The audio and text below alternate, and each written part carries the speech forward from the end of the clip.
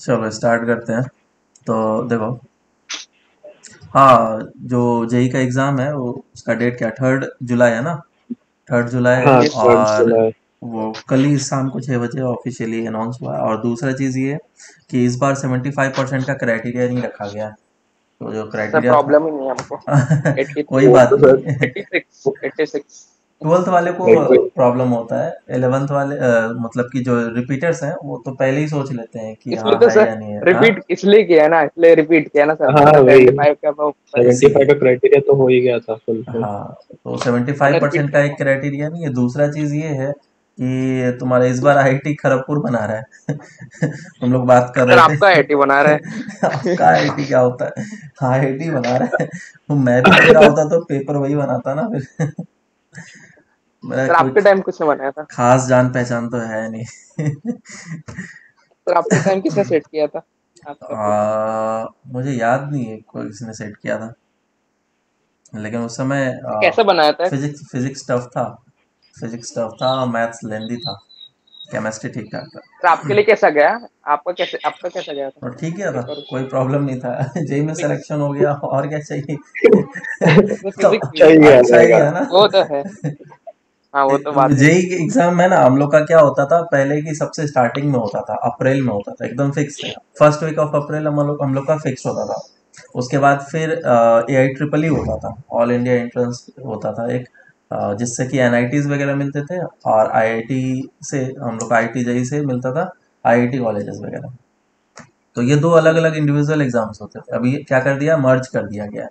JEE mains कर दिया गया जिससे एनआईटी मिलता है, कंपटीशन और बढ़ा जेई दिया। एडवांस कर दिया आईआईटी जिससे मिलेगा। नहीं, कंपटीशन तो बड़ा नहीं है, मतलब वही चीज है।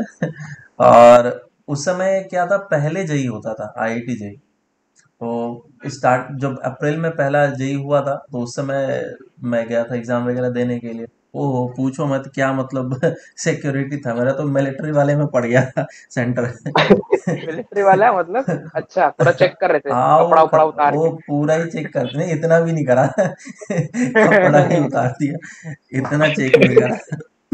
चेक करा मतलब हर मैं एक चीज वो चेक करा, वो अंदर से निकलवाया कि ये क्या चीज है, पानी निकलवाया ये क्या चीज है, उसको ये वो हर एक चीज, अरे पूरा दिमाग खराब कर दिया। तो मतलब चेकिंग का उससे और काफी टेंशन बढ़ता है। हाँ, कुछ उन गलत लोग वलत हाँ। निकल गया तो। उन लोग के दिमाग में तो ऐसे ही रहता है ना, ट्रेन भी उसे ऐसे ही किया जाता है।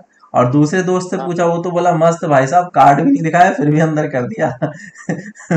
मैंने कहा बढ़िया यार, किस्मत की बात है। उसके बाद फिर एग्जाम दिया, और एग्जाम दे करके आया। उसके बाद फिर जब हम लोग वापस से पेपर वगैरह देख रहे थे कि क्या है नहीं सर है, मतलब कितने आप गलत हुए जैसे सही एग्जाम हुए। दे दिए थे, आपको पता लग गया था मेरा होने वाला है टाइप? नहीं नहीं नहीं नहीं, एग्जाम के बीच ऐसा में वो लग ऐसा गया था? ऐसा कुछ नहीं है। एग्जाम के बीच में अगर ये बात दिमाग में आ जाता है कि मेरा होने वाला है, तो तुम्हारा थोड़ा सा आगे का चांसेस थोड़ा कम हो जाता है, क्योंकि तुम ओवर कॉन्फिडेंट हो मेरे जाते हो साथ होता क्वेश्चंस वगैरह सॉल्व मेरे साथ करना। होता है सर ये चीज। हाँ, हाँ मेरे साथ होता है, या मैंने फिर देखा तुम होता है ऐसा ये। भी हो सकता है कि तुम एक कॉन्फिडेंस इतना ज्यादा आ जाता है कि तुमसे अब आगे के क्वेश्चंस काफी अच्छे तरीके से बन रहे हैं। दोनों तरह के सिनारियो होते हैं, ठीक है। तो वो डिपेंड करता है किस स्टूडेंट का कैसा चल रहा है। तो फिर उसके बाद हाँ। वापस आया था तो नंबर वगैरह जोड़े थे, काउंट करे थे, तो काउंट करने के बाद लगभग हम लोग मेरा 270 के आसपास में आ रहा था, 260, क्योंकि जो चीज़ें आउट होते हैं ऑफ। कुछ कुछ क्वेश्चंस वगैरह होते हैं ना, 360 था। तो कुछ क्वेश्चंस अरे वगैरह बाप रे। गलत वगैरह होते हैं ना। तो हाँ। हाँ। जब उस समय तो इंस्टीट्यूट्स वगैरह निकालते हैं ना, इंस्टीट्यूट्स अच्छा निकालते हाँ। इंस्टीट्यूट्स निकालते हैं, तो गलत भी हो सकता है, सही भी हो सकता है, कुछ भी हो सकता है। तो फिर वापस से एग्जाम का एटलीस्ट मतलब कि इतना श्योर था कि हाँ 260 50 तक तो आराम से ही आएगा ही आएगा, ऐसा सिलेक्शन पक्का था था। हाँ, मतलब। सिलेक्शन आंख पक्का बंद था। करके। हाँ, उसके बाद फिर क्या था, दिमाग में चढ़ गया था। सिलेक्शन तो होगा ही ना। नशा। ट्रिपल ई का एग्जाम उतना ढंग से अच्छा गया नहीं फिर, मतलब उतना अच्छे तरीके से तो हुआ फिर प्रिपरेशन ट्रिपल ई किया का नहीं। क्लियर? हाँ, ट्रिपल ई तो क्लियर हो ही जाएगा ना, उसमें क्या है। तो वो हो गया कंप्लीट। उसके बाद फिर दूसरे जो एग्जाम्स वगैरह भरे थे मैंने, फॉर्म्स वगैरह, वो भी नहीं दिए मैंने। जब देखा हो ही गया, अब क्या अरे ही वाह। देना। तो एक सर होता हम है लोग ना कि बिट्स हाँ, वो सब दे सर। हाँ हाँ बिल्कुल, फॉर्म तो बिल्कुल भरो। देखो ऐसा बिल्कुल मत करना कि फॉर्म नहीं भरे हैं। एटलीस्ट फॉर्म भर के रखोगे तो तुम एग्जाम देने लायक तो रहोगे। जेई का एग्जाम दोगे उसके बाद तुम्हें पता चलेगा ना नहीं क्या सपोज, होगा कि नहीं हाँ सिलेक्शन। बिट्स का तो अलग ही रहता है ना, थोड़ा बहुत उसका अलग थोड़ा प्रिपेयर करना कुछ पड़ता है खास अलग वो नहीं चीज। होता, सारे स्टूडेंट उसी तरीके से प्रिपेयर करेंगे जैसे तुम करोगे, बस थोड़ा सा एक्स्ट्रा करना पड़ता है। हाँ इंग्लिश वगैरह भी लॉजिकल आते हैं ना रीजनिंग इसमें। वो हाँ सब, हम्म, वो सब का करना पड़ता है सर। हाँ। फिजिक्स और मैथ्स बहुत लोअर लेवल का होता है। एनसीईआरटी से वो थ्योरेटिकल पूछते हैं फिजिक्स मैथ्स में भी, मतलब ये क्या क्या होता है, मतलब अलग ही रहता है। मैंने दिया था सर, 230 आया हम्म। था मेरे को, मजा अच्छा, ही नहीं आया। देखो इस बार वापस से देख करके देखो क्या होता है नहीं होता है, लेकिन फॉर्म जरूर भर देना, है ना।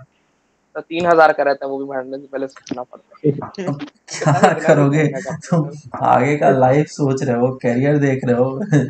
70 साल तक अगर हाँ वो जियोगे बात तो अभी तुम्हारे पास कितना बचा हुआ है, 20 साल होंगे तुम्हारे। अगर 20 भी मान लें तो 70 में 20 घटा दो, 50 साल आगे का 50 साल तुम्हारा इस 3,000 पे डिपेंड कर रहा है। तुम सोचो।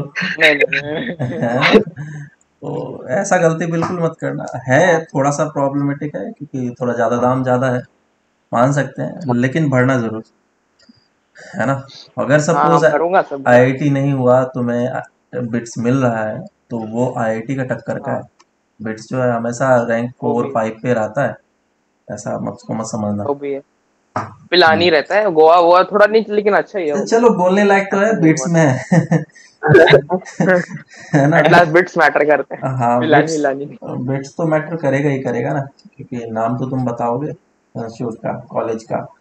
जैसे कि आईआईटी खड़गपुर है, तो ये सब आईआईटी खड़गपुर बोल रहा हूँ, तो आईआईटी बॉम्बे है या फिर आईआईटी दिल्ली, आईआईटी का नाम होना चाहिए, है ना। अभी न्यू आईआईटीज और ओल्ड आईआईटीज में तुम्हें पता है कि हाँ, ओल्ड आईआईटीज थोड़े ज्यादा बेटर, थोड़े नहीं बहुत ज्यादा बेटर है, और न्यू आईआईटीज अभी डेवलपिंग है, ऐसा नहीं कि खराब है, वो डेवलपिंग है। क्योंकि अच्छे स्टूडेंट्स उसको सेलेक्ट नहीं कर रहे हैं, उसके कारण से उसका रैंकिंग ऊपर नहीं जा रहा है, रीजन ये है। ठीक है। टॉपर्स अच्छा जिस अच्छा, नया नया इंस्टीट्यूट, आया। हाँ टॉपर्स जिस इंस्टीट्यूट को सेलेक्ट करेंगे वो इंस्टीट्यूट ऊपर आएगा रैंकिंग में, क्योंकि वो स्टूडेंट्स हम्म, उतने अच्छे तरीके से वर्क करेंगे उस फील्ड में, रिसर्च वगैरह, तो उसका इंस्टीट्यूट का रैंकिंग और ऐसे ही ऊपर आ जाएगा, है ना। और जितना अच्छा रिसर्च करेगा, फंडिंग वगैरह उस हिसाब से मिलते हैं, बराबर। तो ये सारे क्राइटेरिया, ये सारी चीजें होते हैं, ऐसा नहीं है कि तो वो रुड़की भी तो न्यू इतना आईआईटीज पुराना खराब नहीं हो है गए। सर, पता नहीं क्यों।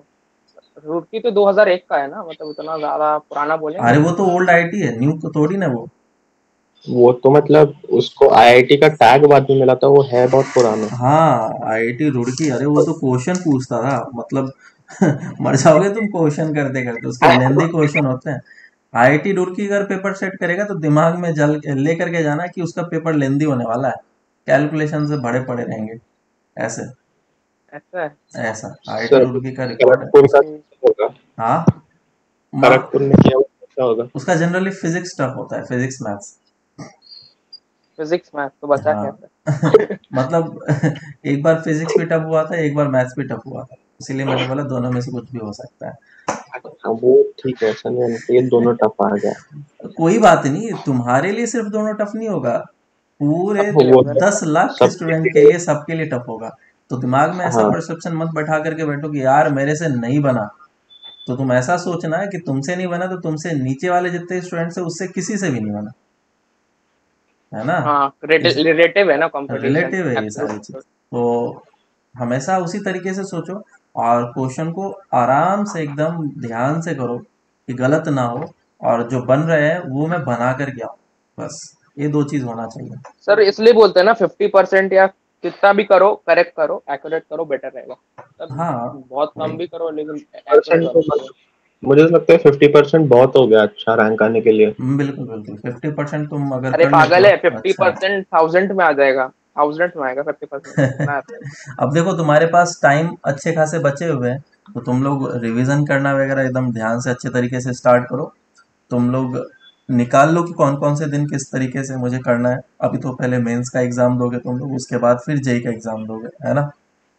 सर तो एडवांस सपोज अगर मेंस हो गया अच्छा खासा, तो फिर उसके बाद आप हम लोग को गाइड करोगे ना, मतलब अभी हाँ क्या करें, बिल्कुल, या फिर हम लोग खुद। बिल्कुल बिल्कुल हर एक चीज करेंगे। देखो मेंस का जो एग्जाम है तुम्हारे पास, वो कब कब हो रहा है, एक तो हो रहा है फैब में, फेब। मार्च उसके अप्रैल बाद में। मार्च में, अप्रैल में, और फिर मई में। तो मैं मानता हूँ कि अगर टेस्ट सीरीज। फेब और मार्च का अगर तुम्हारे पास नहीं गया, अच्छा, तो तुम्हारे पास ये दो हाँ। डेट्स हैं जिसमें तुम बहुत ही अच्छे तरीके से आउट परफॉर्म कर सकते हो, है ना। सिलेबस वगैरह तो पूरा अच्छे तरीके से कंप्लीट हो ही जाएगा तब तक। तो ये दो एग्जाम को तुम अच्छे तरीके से टारगेट लेकर के चलो कि एकदम अच्छा होना ही चाहिए। इस दोनों एग्जाम में कौन आउट परफॉर्म करेंगे, इन दोनों एग्जाम में परफॉर्म करेंगे तुम्हारे ट्वेल्थ वाले जो भी अपियरिंग है, ठीक है। हम्म। क्योंकि उनका भी बोर्ड का हेडेक नहीं रहेगा। बोर्ड का हेडेक उसमें कब रहेगा, मई में रहेगा, है ना। तो मई के एक महीने पहले उसको तो मतलब थोड़ा बोर्ड के बारे में पढ़ना पड़ेगा। तो हो सकता है इसमें थोड़ा सा रैंकिंग पीछे रहे। तो, सही है, तो और उसमें भी बेस्ट लेंगे ना सर, सब हाँ, मतलब। इसमें भी बेस्ट लेंगे, जो भी बेस्ट रहेगा। तो इस तरीके से तुम दो अच्छे तरीके से, मई में तुम्हारा आ जाएगा जो भी है फाइनल एग्जाम। उसके बाद फिर तुम्हें एडवांस का एग्जाम देना पड़ेगा, वो तुम्हारा जो जुलाई 3 को सर होगा। ऐसा, सर आजकल मैं नोटिस कर रहा हूँ मतलब डेली शेड्यूल में मतलब जो टास्क रखता है वो, लेकिन बहुत धीरे धीरे होते हैं, मतलब कम टास्क रखने की वजह से ऐसा होता है, या फिर क्या करते हैं इसके लिए, ज्यादा टास्क रखते हैं एक दिन में। माइंड तुम रिलैक्स रखते हो, अच्छी बात है। लेकिन दो तरह से काम किया करो। कोई भी होमवर्क वगैरह करना है तो दो तरीके से किया करो। जैसे कि मैंने दे दिया एक्सरसाइज 1 में 10 क्वेश्चन करके लेकर के आना। तो 10 क्वेश्चन को तुम एक एग्जाम की तरह लो, ठीक है। और इसमें तुम टाइम लिमिट सेट करके रख लो कि हाँ 30 मिनट में मुझे 10 क्वेश्चंस कंप्लीट करने हैं, ठीक है। वो टारगेट लिया करो और 30 मिनट में तुम करना स्टार्ट करो।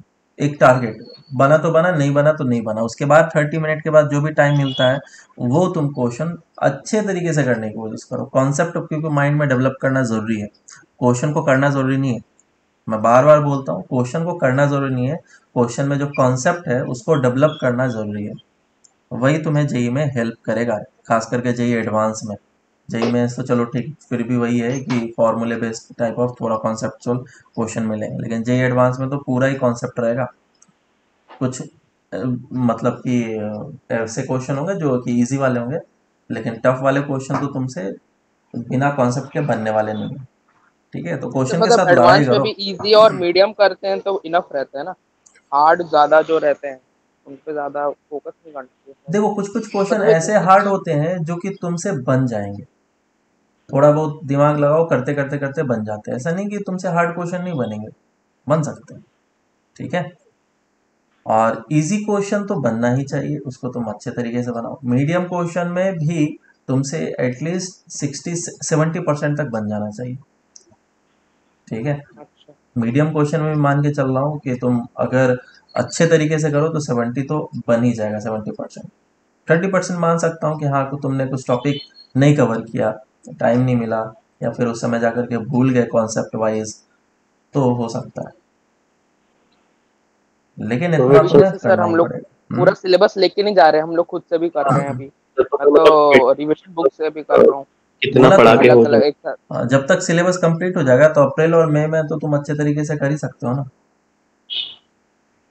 लेकिन सर उसके फेब का एक बार मतलब हो गया, तो हो फेब गया का अगर चीजें अच्छा हो गया तो उसके मतलब लिए पूरा फिर फोकस एडवांस पे कर सकते हो ना, अच्छे से 4 महीने। बिल्कुल कर सकते हैं।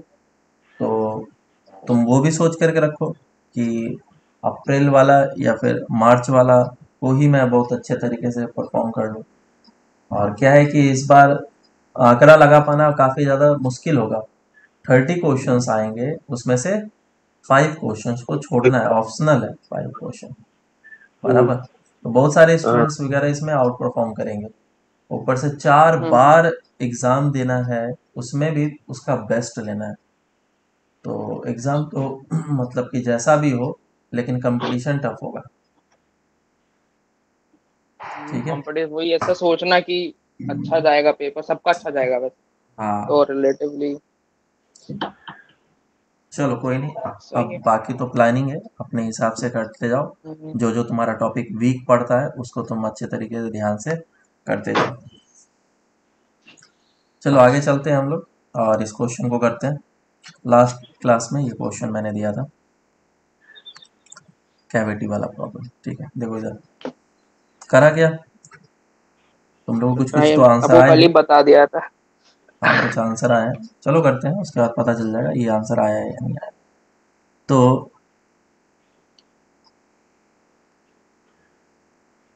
ये इस जगह पे है कैविटी, ठीक है, और ये कुछ वैल्यूज वगैरह दे रखे हैं मैंने, ए बी और पी था ना, ए बी पी। हम्म।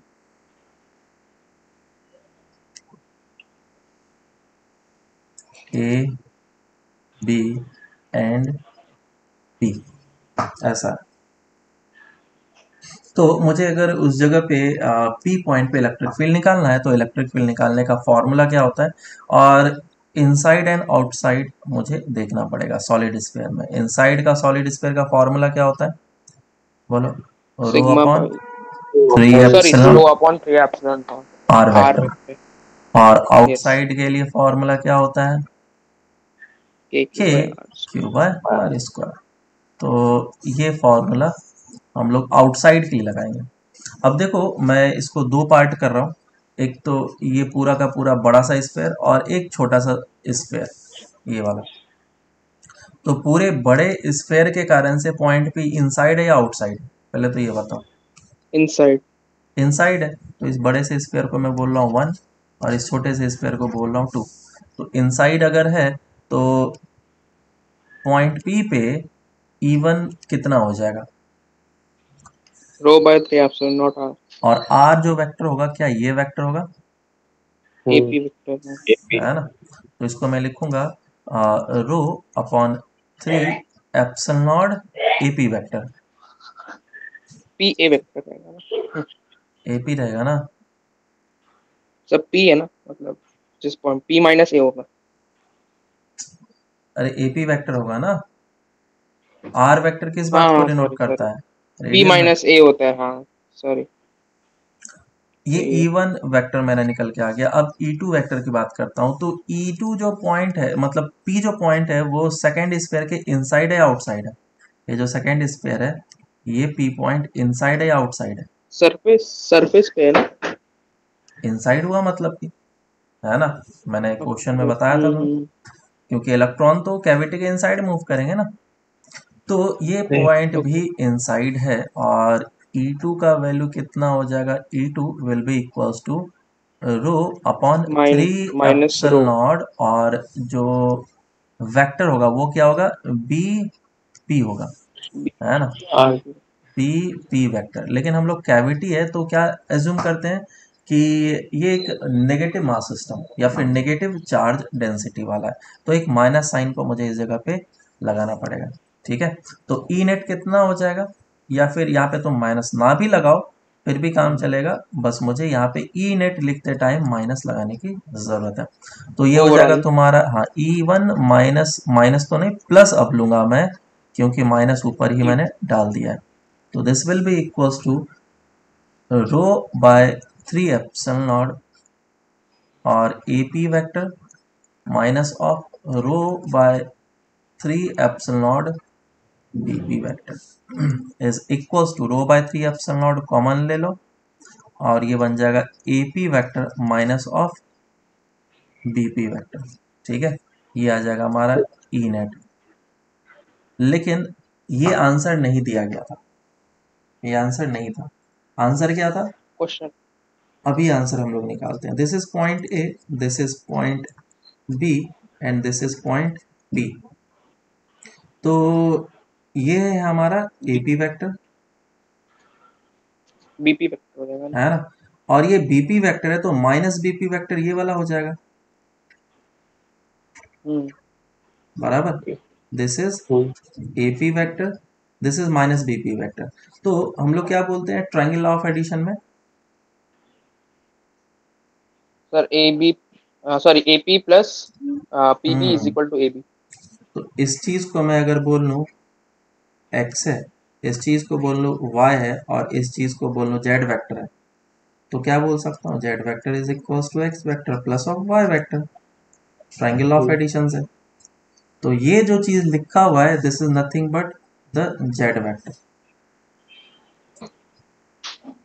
है ना, which is A B vector, simple सा ए बी वेक्टर। तो ये हमारे पास नेट निकल करके आ गया। अब देखो इसमें बहुत सारी चीजें हैं समझने के लिए, कि इस पूरे कैविटी में जो फील्ड का डायरेक्शन है वो वेरिएबल नहीं है, ए बी का डायरेक्शन है और वो कांस्टेंट है।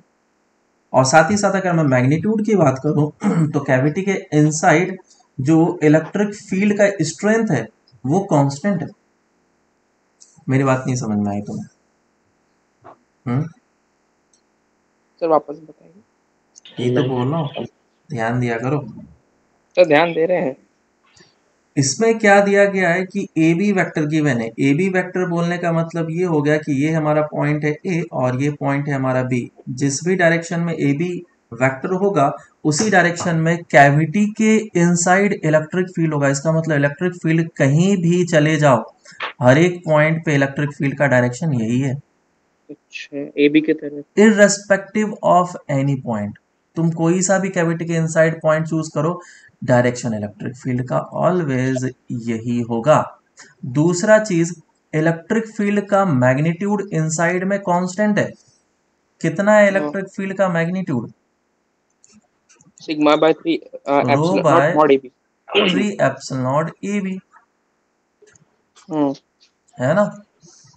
और ये चीज जो है वो कांस्टेंट है। इसका मतलब कोई भी इलेक्ट्रॉन को अगर इसके अंदर रिलीज किया जाएगा तो वो एक कांस्टेंट एक्सेलरेशन से मूव करेगा। तो हमारे लिए तो क्वेश्चन काफी आसान हो गया। अगर इस जगह से रिलीज किया गया है और इसका डिस्टेंस अगर मैं s मान लूं तो क्या बोल सकता हूं?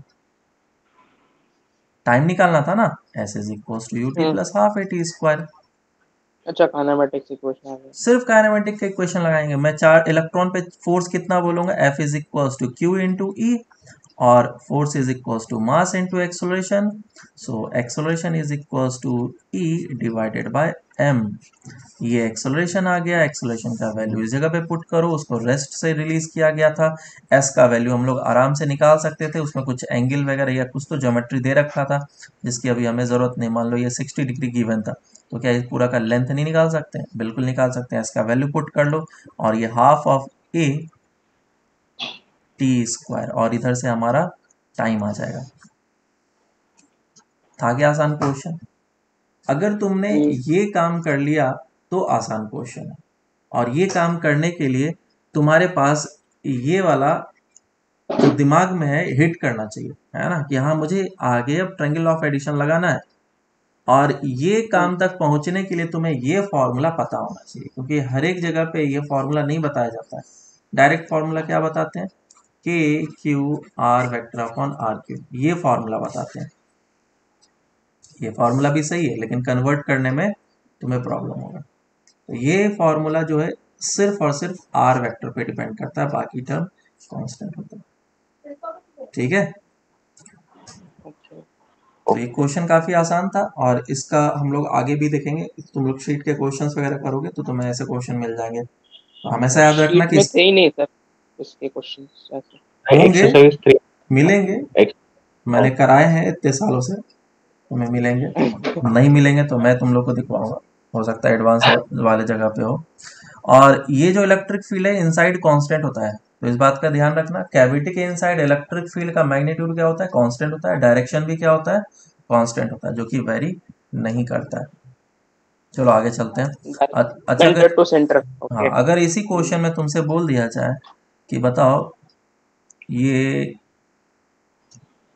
कैविटी इसी जगह पे है और पॉइंट हमारा ये है सी है,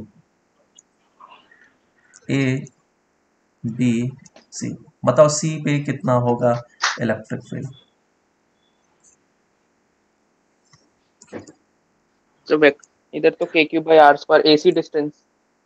हाँ, वही सारा डिस्टेंस ले लो, ए सी ए बी बी सी, ये सारा डिस्टेंस ले लो, जो भी जरूरत पड़े, रेडियस की जरूरत पड़े बाहर तो वेक्टर, आर ले लो। हाँ, बाहर वेक्टर से नहीं करते ना, बाहर तो वेक्टर का काम नहीं है शायद से। जो भी है आउटसाइड। तुम्हें जैसा भी लगे तुम यूज करो, फिर मैं सॉल्व करके बताता हूँ। डेंसिटी रो मान सर एक लेना। सेकंड ट्राई कर। तो देखो इस क्वेश्चन में सिंपल सा मुझे क्या करना है, इस पॉइंट सी के पास इलेक्ट्रिक फील्ड निकालना है, उन दोनों के कारण से, है ना, एक बड़े वाले के कारण से, एक छोटे छोटे वाले के कारण से। बस इतना सही काम करना है और उन दोनों का रिजल्टेंट लेना है मुझे। कोई भी कैविटी प्रॉब्लम इसी तरीके से किया जाता है। तो ये जो पॉइंट सी है, पहले मैं बड़े वाले के लिए बात करता हूँ, दिस इज 1। तो बड़े वाले के लिए जो पॉइंट सी है वो आउटसाइड है या इनसाइड है? आउटसाइड। आउटसाइड है, तो ये वेक्टर होगा हमारा। और ये आउटसाइड का फॉर्मूला क्या होता है? KQ/R²। के क्यू बाय आर स्क्वायर। और ये डिस्टेंस होगा ए सी का होल स्क्वायर। और क्या मुझे ए सी कैप देना पड़ेगा? सर क्यूब हो जाएगा, AC³ ठीक है, कैप सर। देता। सर बाहर भी वेक्टर के टर्म्स में आपने बताया था ऐसा, बाहर भी वेक्टर के टर्म्स में लिखना है। क्या बोल रहे हो? सर मैं पूछ रहा था बाहर भी वेक्टर के टर्म्स में से कि सिग्मा ρ/3 ε0 वेक्टर के टर्म्स में लिखते थे, वैसे ही आउटसाइड के लिए भी वेक्टर के टर्म्स में लिखने रहते हैं। हाँ, क्योंकि डायरेक्शन तो दिखाना पड़ेगा ना मुझे। इलेक्ट्रिक फील्ड का डायरेक्शन किधर जाएगा? वो तो इसी के डायरेक्शन में होगा। पॉजिटिव चार्जेस वगैरह है, नेगेटिव तो नहीं दिया है। अच्छा, अरे सॉरी, मैं डायरेक्शन ठीक भूल है, गया। तो ठीक है। E2 वेक्टर कितना होगा? E2 वेक्टर विल बी, अब क्योंकि ये जो है हमारे पास नेगेटिव चार्ज होगा, तो उसका डायरेक्शन इस तरीके से, पहले तो मैं डायरेक्शन दे देता हूँ, माइनस साइन बाहर लगा दूंगा, तो ये ऐसा होगा। ये BC जो वेक्टर पॉइंट सी है, ये आउटसाइड है या इनसाइड है? आउटसाइड। आउटसाइड है, तो आउटसाइड का फॉर्मूला यही है हमारा। तो ये बनेगा K Q dash divided by B C square, और B C vector upon B C, और ये माइनस साइन लगाना पड़ेगा। तो ई नेट कितना हो जाएगा? E net will be equals to E1 plus of E2 vector form में, और दोनों के वैल्यूज को बस पुट कर देना है यहाँ पे, और कुछ नहीं करना है। तो के क्यू कितना हो जाएगा? ρ×4/3 pi R1³ divided by AC whole cube into AC vector, और साथ में आएगा माइनस ऑफ के ρ×4/3 पाई R2³। ये हमारा सेकेंड वाला है, divided by BC³ and BC vector. अब जो भी वैल्यूज वगैरह गिवन होंगे उसका पुट करेंगे और हम लोग आंसर निकालेंगे। और मैग्नीट्यूड अगर पूछा होगा तो एक वेक्टर इस डायरेक्शन में जाएगा और एक वेक्टर इस डायरेक्शन में जाएगा, इन दोनों के बीच में जो भी एंगल होगा, और उस तरीके से हम लोग रिजल्टेंट निकाल सकते हैं। ठीक है, तो इसमें कोई एक सटीक फॉर्मूला नहीं आता, इसमें बस थोड़ा सा सॉल्व भी करना पड़ेगा। तो इस तरह के क्वेश्चंस आ सकते हैं। एक वेरिएबल क्वेश्चन भी आ सकता है कि बोल दिया जाएगा कि ये एक हमारे पास, रो वेरिएबल है। हाँ, इसका रो वेरिएबल है। आर डिस्टेंस पे जाने के बाद इसका जो सरफेस चार्ज डेंसिटी है वो चेंज कर रहा है। Rho is a function of R. तो ये बेसिक सा क्वेश्चन है, तुम चाहो तो इसको आराम से कर सकते हो, जैसा हमने डेरिवेशन करा हॉलो स्फीयर का उसी तरीके से करेंगे, है ना। आर डिस्टेंस पे जाके डी आर थिकनेस का एलिमेंट लेंगे, और उसके कारण से अब आउटसाइड निकालना है या इनसाइड निकालना है, डिपेंड उस पर करता है। अगर आउटसाइड निकालना है तब तो फिर हमारा चार्ज को बस तुम निकाल लो, टोटल चार्ज कितना है उसको निकाल लो, के ओके, क्यू आर बाय को आर पूरा स्क्वायर। इंटीग्रेट कर। बिल्कुल, और इनसाइड ही निकालना है, तो कहाँ पे पॉइंट है, किस लोकेशन पे पॉइंट है। पॉइंट अगर इस जगह पे है तो मैं मुझे मुझे बस इसी जगह तक इंटीग्रेट करना है। ठीक है, क्यू इनसाइड, हाँ। हाँ, क्योंकि हॉलो स्फीयर बहुत जब बनेगा तो हॉलो स्फीयर के इनसाइड का इलेक्ट्रिक फील्ड 0 होता है। चलो, बहुत समय सर, अच्छे से। चलो अब आगे चलते हैं हम लोग। इलेक्ट्रिक पोटेंशियल,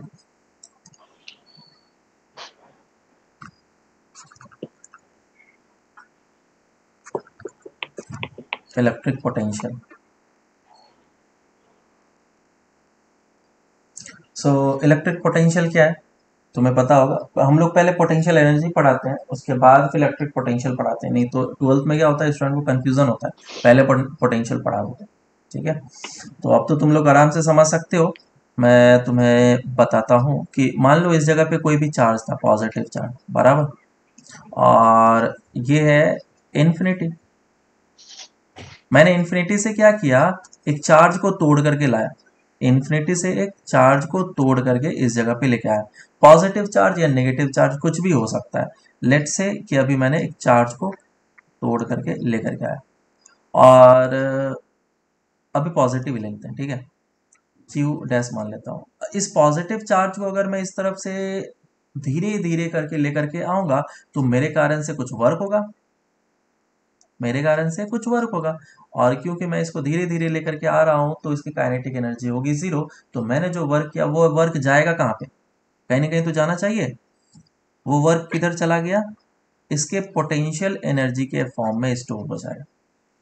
क्या हो जाएगा, ये जो वर्क है इसके पोटेंशियल एनर्जी के फॉर्म में स्टोर हो जाएगा, जिसको हम लोग पोटेंशियल एनर्जी बोलते हैं। देख लो, पोटेंशियल एनर्जी भी हमारा साथ में चल रहा है और इलेक्ट्रिक पोटेंशियल भी हमारा साथ में चल रहा है, बाद में इसको आगे नहीं बताऊंगा मैं। तो पोटेंशियल एनर्जी क्या हो गया, work done by the external agent is basically potential energy. और जो नेगेटिव। एक्सटर्नल एजेंट ने वर्क किया है उसका जस्ट अपोजिट या फिर नेगेटिव कंजर्वेटिव फोर्स वर्क करेगा। तो negative of work done by the conservative force. तो यहाँ पे मैं एक्सटर्नल एजेंट। पोटेंशियल एनर्जी भी लिख देता हूँ।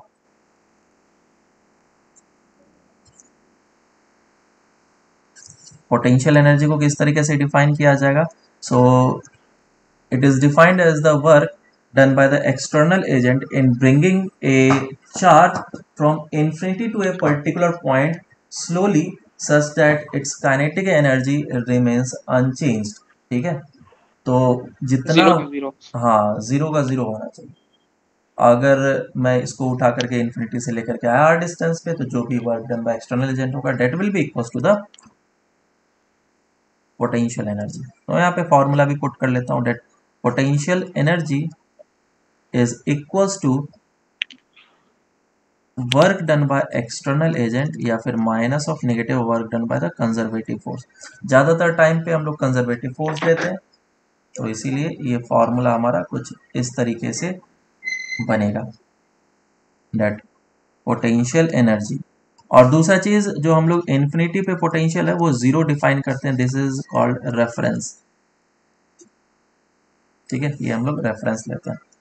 तो ये पॉइंट पी पे अगर मैं पोटेंशियल एनर्जी की बात करूं तो पॉइंट पी पे जो पोटेंशियल एनर्जी होगा that will be the work done by the external agent in bringing it from zero, sorry infinity से लेकर के पॉइंट पी तक, keeping potential energy, keeping change in kinetic energy zero.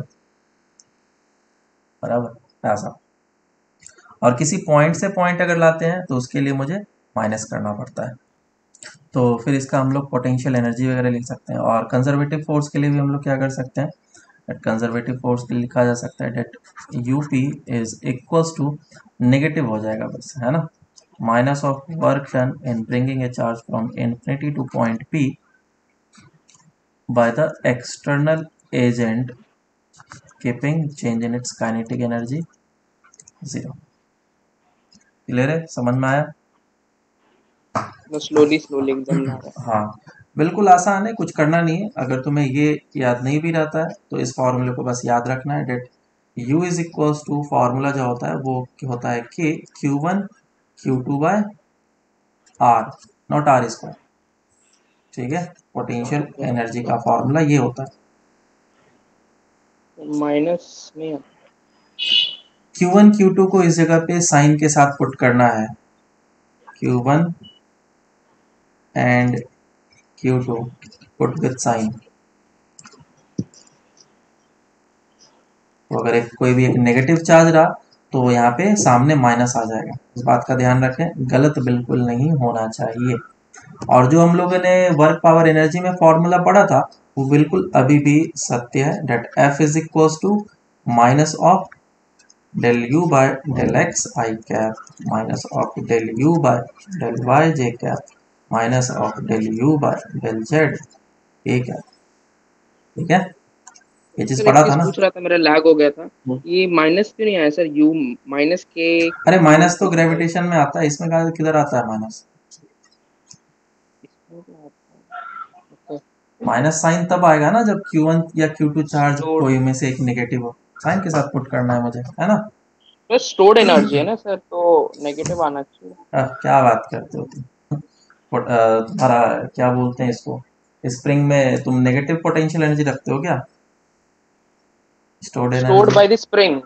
हाँ,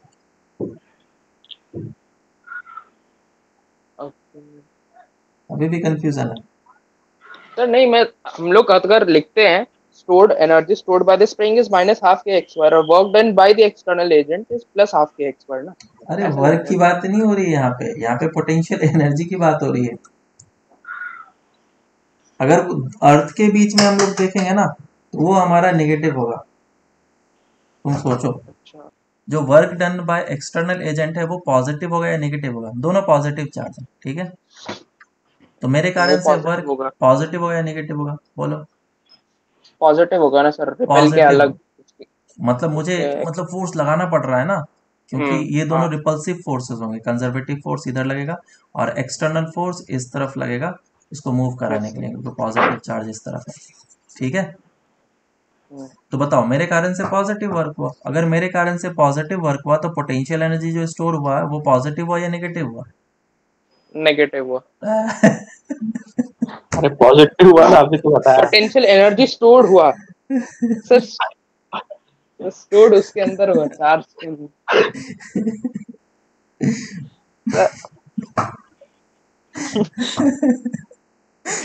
sir बता दो ना। मुझे क्या याद आया पता है? फ्रेंड्स तुमने लोग देखा है क्या सीरीज? हाँ मैंने देखा है। Friends TV series.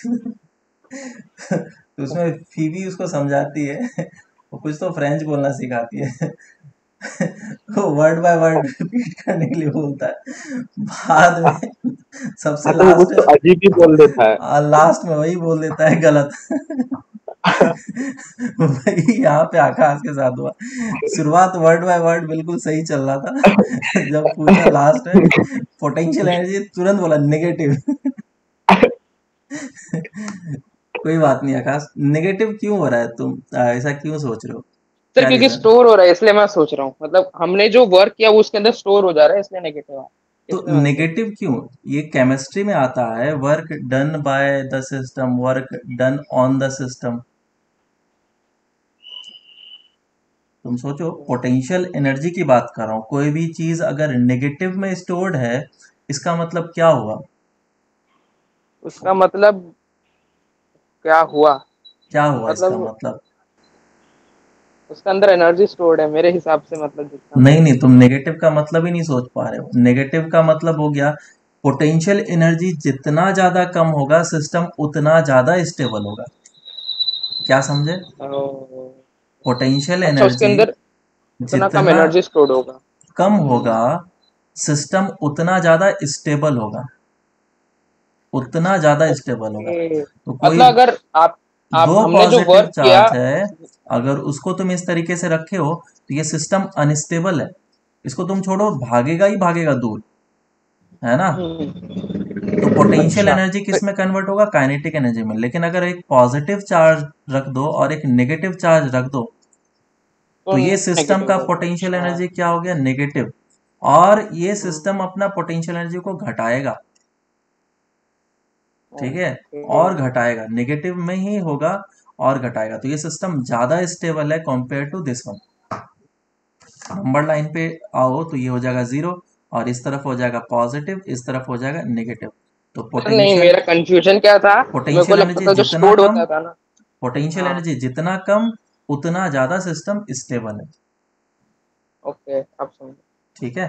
और नेगेटिव भी पोटेंशियल एनर्जी हो सकता है, इसका मतलब ये नहीं कि वो सिस्टम और स्टेबल नहीं हो सकता है, बराबर। जैसे कि यहाँ पे नेगेटिव पोटेंशियल एनर्जी है, लेकिन इसको मैं रिलीज करूंगा तो इन दोनों के बीच का डिस्टेंस और कम होगा, मतलब सिस्टम एनर्जी नेगेटिव में ही और नेगेटिव वाला वैल्यू पे रीच कर रहा है, और स्टेबल हो तो जाएगा। और ज्यादा स्टेबल हो रहा है, ठीक है।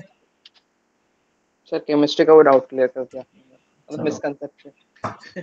ये चीज बहुत लोगों को दिक्कत होता है। ये चीज अगर तुम अच्छे तरीके से याद कर लोगे तो काफी हद तक तुम्हारा प्रॉब्लम वगैरह सॉल्व होगा। चलो, अब तो समझ में आ गया होगा पोटेंशियल एनर्जी। अब हाँ इलेक्ट्रिक हाँ हाँ पोटेंशियल की बात करते हैं। तो पोटेंशियल एनर्जी का फॉर्मूला ये है हमारा, के Q one Q two by और इसमें हमें साइन के साथ पुट करना है। ये फॉर्मूला भी अप्लाई करते हैं हम लोग। और कुछ फॉर्मूला है क्या इसके लिए? नहीं। सर और ये एडिट कैसे करने आता है? इसको जब हम लोग, पार्ट। ये फॉर्मूला कैसे आता है? जब हम लोग इसको इंटीग्रेट करते हैं, क्योंकि अभी हम लोग ने फॉर्मूला दिखाया that F is equal to this thing होता है, तो हाँ हाँ D U will be equal to integration of F dot D R हो जाएगा माइनस में, और यहाँ यस कंजर्वेटिव फोर्स का वैल्यू पुट करेंगे। बराबर। वो क्या होता है माइनस माइनस प्लस हो के जाएगा। Q1 Q2/R², जो भी है। डायरेक्शन भी देखना होगा ना, डिस्प्लेस तुम किस डायरेक्शन में करा रहे हो, कंजर्वेटिव फोर्स किस डायरेक्शन में लग रहा है, वेक्टर है, डॉट प्रोडक्ट है यहाँ पे। ठीक है, तो उसके बाद फिर इसको इंटीग्रेट करते हैं, और ये इंटीग्रेशन देने के बाद कहाँ से कहाँ तक, इन्फिनिटी से लेकर के P पॉइंट तक इंटीग्रेट करते हैं। तो इन्फिनिटी पे हम लोग रेफरेंस ले लेते हैं, वो हो जाता है 0, और U पॉइंट P पे हो जाता है हमारा फाइनल आंसर के Q1 Q2/R। तो ये एक हाँ सिंपल सा डेरिवेशन है, मैं तुम्हें बता दे रहा हूँ, अभी तो करने की ज़रूरत है नहीं, बस फॉर्मूला याद रखना है। अब पोटेंशियल पे आते हैं हम लोग। ठीक है, इस पोटेंशियल एनर्जी में सेल्फ एनर्जी भी होता है, उसको हम लोग आगे जाकर के पढ़ेंगे, चाहे तो हम लोग यहाँ पे भी पढ़ सकते हैं, आगे जाकर के पढ़ेंगे। अब पोटेंशियल पे देख लेते हैं, पोटेंशियल को हम लोग किस तरीके से डिफाइन करते हैं। तो पोटेंशियल को डिफाइन करने का तरीका है इलेक्ट्रिक पोटेंशियल या फिर पोटेंशियल। तो पोटेंशियल को डिफाइन करने का तरीका ये है कि अगर हमारे पास ये जो चार्ज है, जो पॉइंट चार्ज था जिसको हम लोग इन्फिनिटी से ला रहे थे, वो चार्ज अगर हमारा यूनिटी हो जाए, ठीक है, क्या हो जाए, ये जो क्यू यूनिट। डैश चार्ज था, अगर ये यूनिटी हो जाए, तो मुझे जितना वर्क करना पड़ेगा वही पोटेंशियल होगा। तो मैं क्या बोल सकता हूँ, it is the amount of work done by the external agent in bringing a unit positive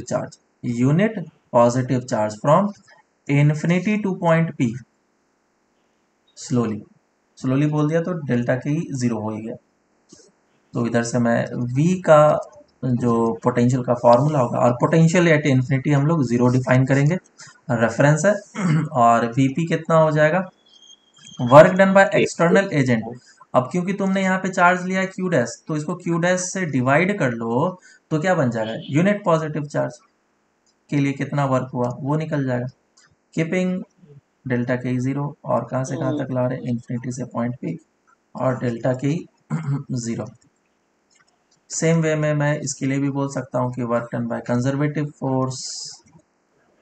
तो यूनिट पॉजिटिव चार्ज से क्या पता चलता है, ऐसे क्यों हमने अलग से निकाला? पोटेंशियल इसी तरीके से डिफाइन किया जाता है, क्योंकि इससे फिर हमें क्यों? पता चल जाएगा कि किसी भी लोकेशन पे पोटेंशियल कितना है। अगर इस लोकेशन पे पोटेंशियल है, तो मैं कोई भी चार्ज ले सकता हूँ, 5 माइक्रोकुलम, 10 माइक्रोकुलम, 100 माइक्रोकुलम, तो यहाँ पे पोटेंशियल एनर्जी पता चल जाएगा। ठीक है, ओके। इन्फिनिटी से पॉइंट P, और ये डेल्टा के ही हो जाएगा 0। ये हो गया। और इसको हम लोग डिफाइन कैसे करते हैं, डिफाइन तो ये कर दिया, फॉर्मूला क्या होता है पोटेंशियल का, तो एक क्यू हट जाएगा, तो के Q/R, this will be the formula. और इसमें भी हम लोग साइन के साथ पुट करेंगे, क्यू का जो वैल्यू होगा वो साइन के साथ पुट करना होगा। हाँ पॉजिटिव आएगा। अगर पॉजिटिव चार्ज है तो पॉजिटिव, नहीं तो नेगेटिव। और इसमें भी एक फॉर्मूला है, that E is equals to minus of del V by del X I cap, minus of del V by del Y J cap, minus of del V by del Z K cap. Formula सुना सुनाया है या नहीं है? हाँ सुना है ना, कैसे आ सकता है, देखो अभी हम लोगों ने देखा that F is equals to क्या होता है, del U by del R, minus में होता है ना। तो फोर्स का फॉर्मूला हम लोग क्या पुट कर सकते हैं, F is equals to Q into E. और पोटेंशियल एनर्जी होता कितना है, potential energy is equals to Q into V, ये याद रखना। ठीक है, हाँ काइनेटिक एनर्जी है ना, पोटेंशियल एनर्जी। समझ गया। और दूसरा चीज जो फोर्स होता है, फोर्स क्या होता है, Q इंटू ई। ठीक है, ओके। तो देखो पोटेंशियल जो है वो फोर्स से रिलेटेड होता है, पोटेंशियल एनर्जी फोर्स से रिलेटेड होता है, और पोटेंशियल जो है वो इलेक्ट्रिक फील्ड से रिलेटेड होता है, सिमिलर रिलेशन है। तो यहाँ पे मैंने F का वैल्यू पुट कर लिया, F कितना होगा, QE। U का वैल्यू पुट कर लिया, U कितना होगा, QV। तो ये कितना आ जाएगा, minus of del Q Q करनी थी V by del R। Sir, ऊपर नेगेटिव चार्ज आएगा ना माइनस कंजर्वेटिव के इधर। Q चार्ज को यहाँ से हटा दो, कैंसिल करना था।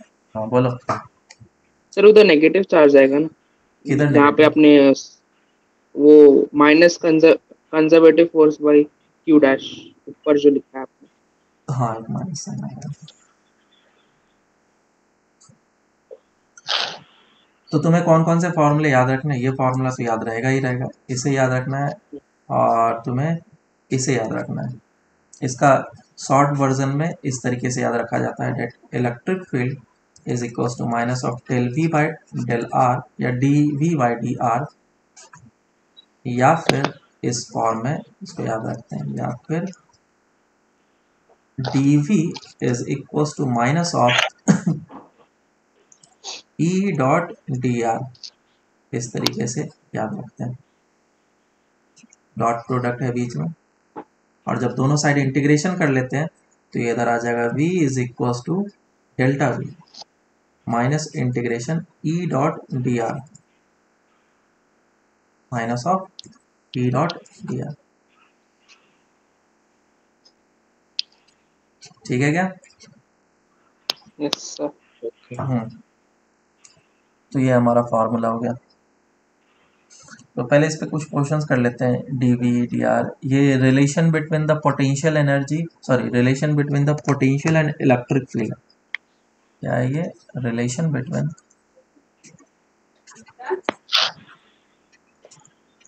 Potential and electric field.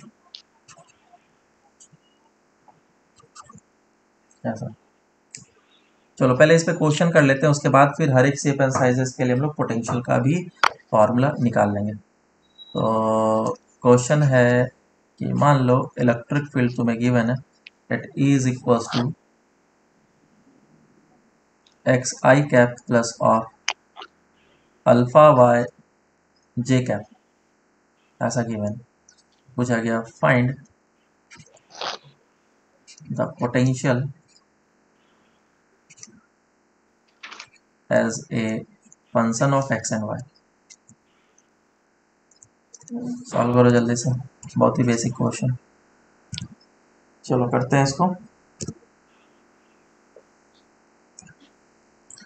तो फॉर्मूला क्या होता है हमारा पोटेंशियल का? P is equal to integration minus of E dot D R. Electric field क्या है हमारा? X I cap plus of alpha Y J cap. इसका जो डिस्प्लेसमेंट होगा वो एक्स डायरेक्शन में होगा एंड वाई डायरेक्शन में होगा, और इसको मैं मल्टीप्लाई करूंगा तो इंटीग्रेशन आ जाएगा। काइंड ऑफ बी को हम लोग ऐसा लिख सकते थे, E X D X plus E Y D Y. ठीक है, जैसे हम लोगों ने potential energy work power energy में लिखा था। तो ये हो जाएगा x तो माइनस ना, डॉट माइनस प्रोडक्ट यहाँ पे, X minus E Y V Y. हाँ यहाँ पे माइनस होगा, ये माइनस हो गया x D X minus of integration alpha constant है y डी वाई, और ये आ जाएगा X square by two minus of alpha Y square by two plus of C इन जे, है ना। कांस्टेंट एक ऐड करना मत भूलना, क्वेश्चन में अगर कांस्टेंट नहीं गिवन है तो कोई बात नहीं। अच्छा चलो आगे चलते हैं हम लोग। यस। क्वेश्चन दिया गया that u is equal to X square Y plus of two Y दे रखा है। तो पूछा गया फाइंड, u नहीं है v है, find force on A particle at 1,2 on charge plus q। Solve करो इसे।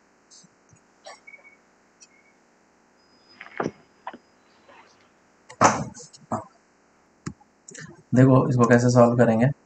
तो मुझे क्या निकालना है? फोर्स निकालना है। उससे पहले मुझे इलेक्ट्रिक फील्ड निकालना पड़ेगा। इलेक्ट्रिक फील्ड का फॉर्मूला क्या होता है? D by D X minus of del V by del Y. Yes. और क्योंकि सिर्फ एक्स और वाई है तो जेड लिखने की इसमें ज़रूरत है नहीं, ये हमारा इलेक्ट्रिक फील्ड आ जाएगा। तो पहले मैं एक्स के रेस्पेक्ट में डिफरेंशिएट कर लेता हूँ, ये हो जाएगा 2xy और प्लस 0 आई और ये आई कैप माइनस ऑफ y के रेस्पेक्ट में डिफरेंशिएट कर लेता हूँ, तो ये हो जाएगा 2 एक्स स्क्वायर प्लस ऑफ 2, ठीक है, जे कैप। समझ में आया या नहीं समझ में आया? यस सर, आकाश सही है। क्या हुआ सर आकाश? हाँ। नहीं समझ गया सर, मैंने गलत किया था, समझा सर। 1,2 पे जो फील्ड फोर आएगा कौन सा निकाल? That will be 2 × 1 × 2 I cap minus of X square का वैल्यू हो जाएगा 1 प्लस 2 जे कैप। ठीक है, तो इसका मतलब जानते हुए क्वेश्चन को हम लोग गलत करके आते हैं, ठीक है। होता है सर। तो ऐसा नहीं करना है। 3 जे कैप, तो इधर से मेरे पास इलेक्ट्रिक फील्ड आ गया और इलेक्ट्रिक फील्ड का फिर हम लोग मैग्नीट्यूड निकाल लेंगे, डेट विल बी 5 और फिर हम लोग अब फोर्स निकालेंगे, एफ इज इक्वल टू होता है क्यू इंटू ई, ठीक है। Yes sir. समझ में आया? Simple question. चलो आगे चलते हैं अब हम लोग। अब पोटेंशियल निकालने का हम लोग कोशिश करेंगे, कुछ क्वेश्चंस ऐसे भी आते हैं जिसके कारण से पोटेंशियल निकालना। मान लो कि एक स्क्वायर है, सॉरी, सर बारिश हो रही है इधर पे, खतरनाक। बारिश हो रही है क्या बाहर? हाँ कल पता रात नहीं, को हुई थी यहाँ पे। अभी भी हो रही है मेरे इधर तो। तभी थोड़ी थोड़ी ठंड लग रहा है, बढ़िया मौसम अच्छा लगता है ना। सर अनइवन कभी भी बारिश हो रहा है सर, मतलब खतरनाक। पता नहीं, इसे बोलते हैं ठंड का आखिरी बारिश। ऐसा भी है। हाँ, अगर बारिश हुआ तो अब ठंड कम होगा। देखो, बसंत पंचमी। इस जगह यस पे प्लस क्यू चार्ज है, इस जगह पे -3 क्यू चार्ज है, इस जगह पे मान लो +4 क्यू चार्ज है और इस जगह पे माइनस ऑफ कितना ले लो 2 क्यू चार्ज है, ठीक है। तो पूछा गया सी पॉइंट पे पोटेंशियल कितना होगा। ये साइड लेंथ ए दे रखा है, स्क्वायर है। C point.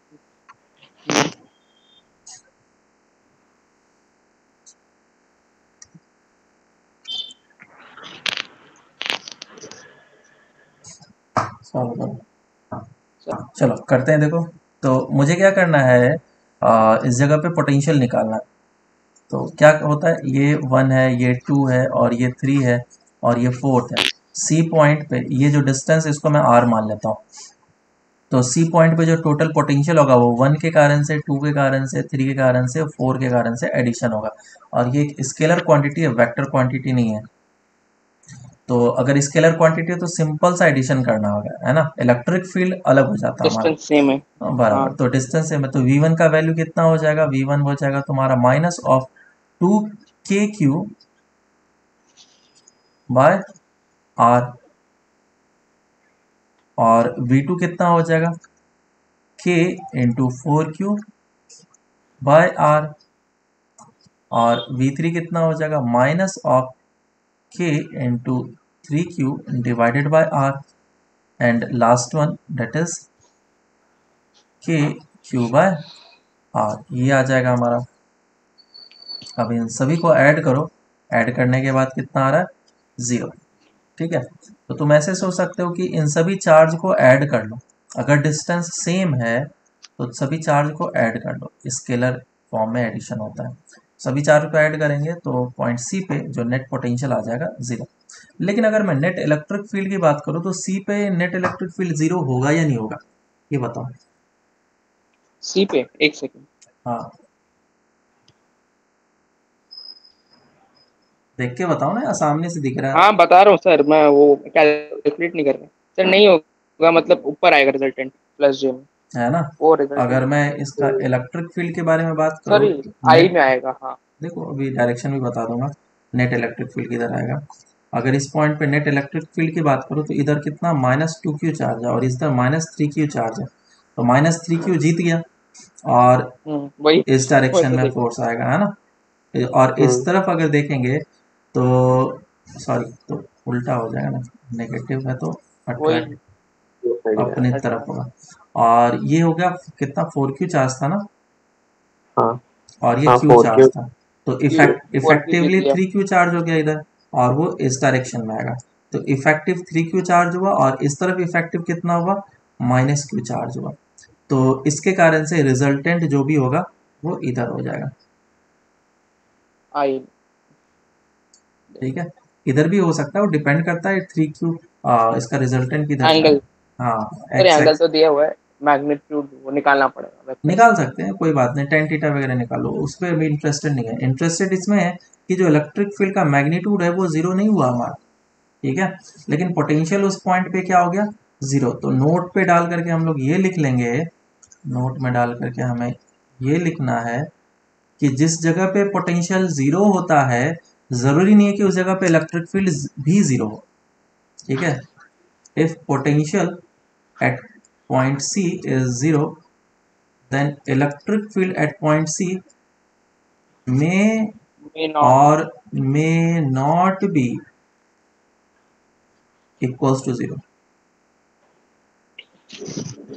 ठीक है, जीरो भी हो सकता है, जीरो नहीं भी हो सकता है, ऐसा मत समझना कि अगर भी जीरो है तो इलेक्ट्रिक फील्ड जीरो नहीं होगा, बिल्कुल गलत, जीरो भी हो सकता है, तो लेकिन उसका उल्टा भी ट्रू है ना। हाँ, इसका वाइस वर्सा भी ट्रू है। दूसरा पॉइंट मैं लिखने वाला था कि if electric field at any point P is zero, then the potential at point P may or may not be equals to zero। तब अगर सब इक्वल मैग्नीट्यूड के पॉजिटिव चार्ज हो गए तब नहीं होगा, इलेक्ट्रिक ऐसे फील्ड जीरो केसेस हो हैं, जाएगा। आगे चल के बताऊंगा मैं क्या कौन से केसेस होंगे। जैसे कि मान लो कि ये रिंग है, और रिंग पे पूरे के पूरे पॉजिटिव चार्ज स्प्रेड कर दिए गए हैं, तो सेंटर पे नेट इलेक्ट्रिक फील्ड कितना हो जाएगा, जीरो। जीरो, ओके लेकिन हाँ। सेंटर पे पोटेंशियल ए कितना, क्यूब बाय आर, बिल्कुल। ए क्यूब बाय आर। तो ये फायदा है ना पोटेंशियल में इंटीग्रेट नहीं करना। क्या पोटेंशियल में इंटीग्रेट नहीं करना, अभी तो इंटीग्रेशन स्टार्ट होगा। होता है। क्वेश्चन और तो मेरे क्या, को लगा ऐड होएगा डायरेक्टली। इंटीग्रेशन तो हर एक जगह आता है ना, एडिशन करना है मतलब कि इंटीग्रेशन है।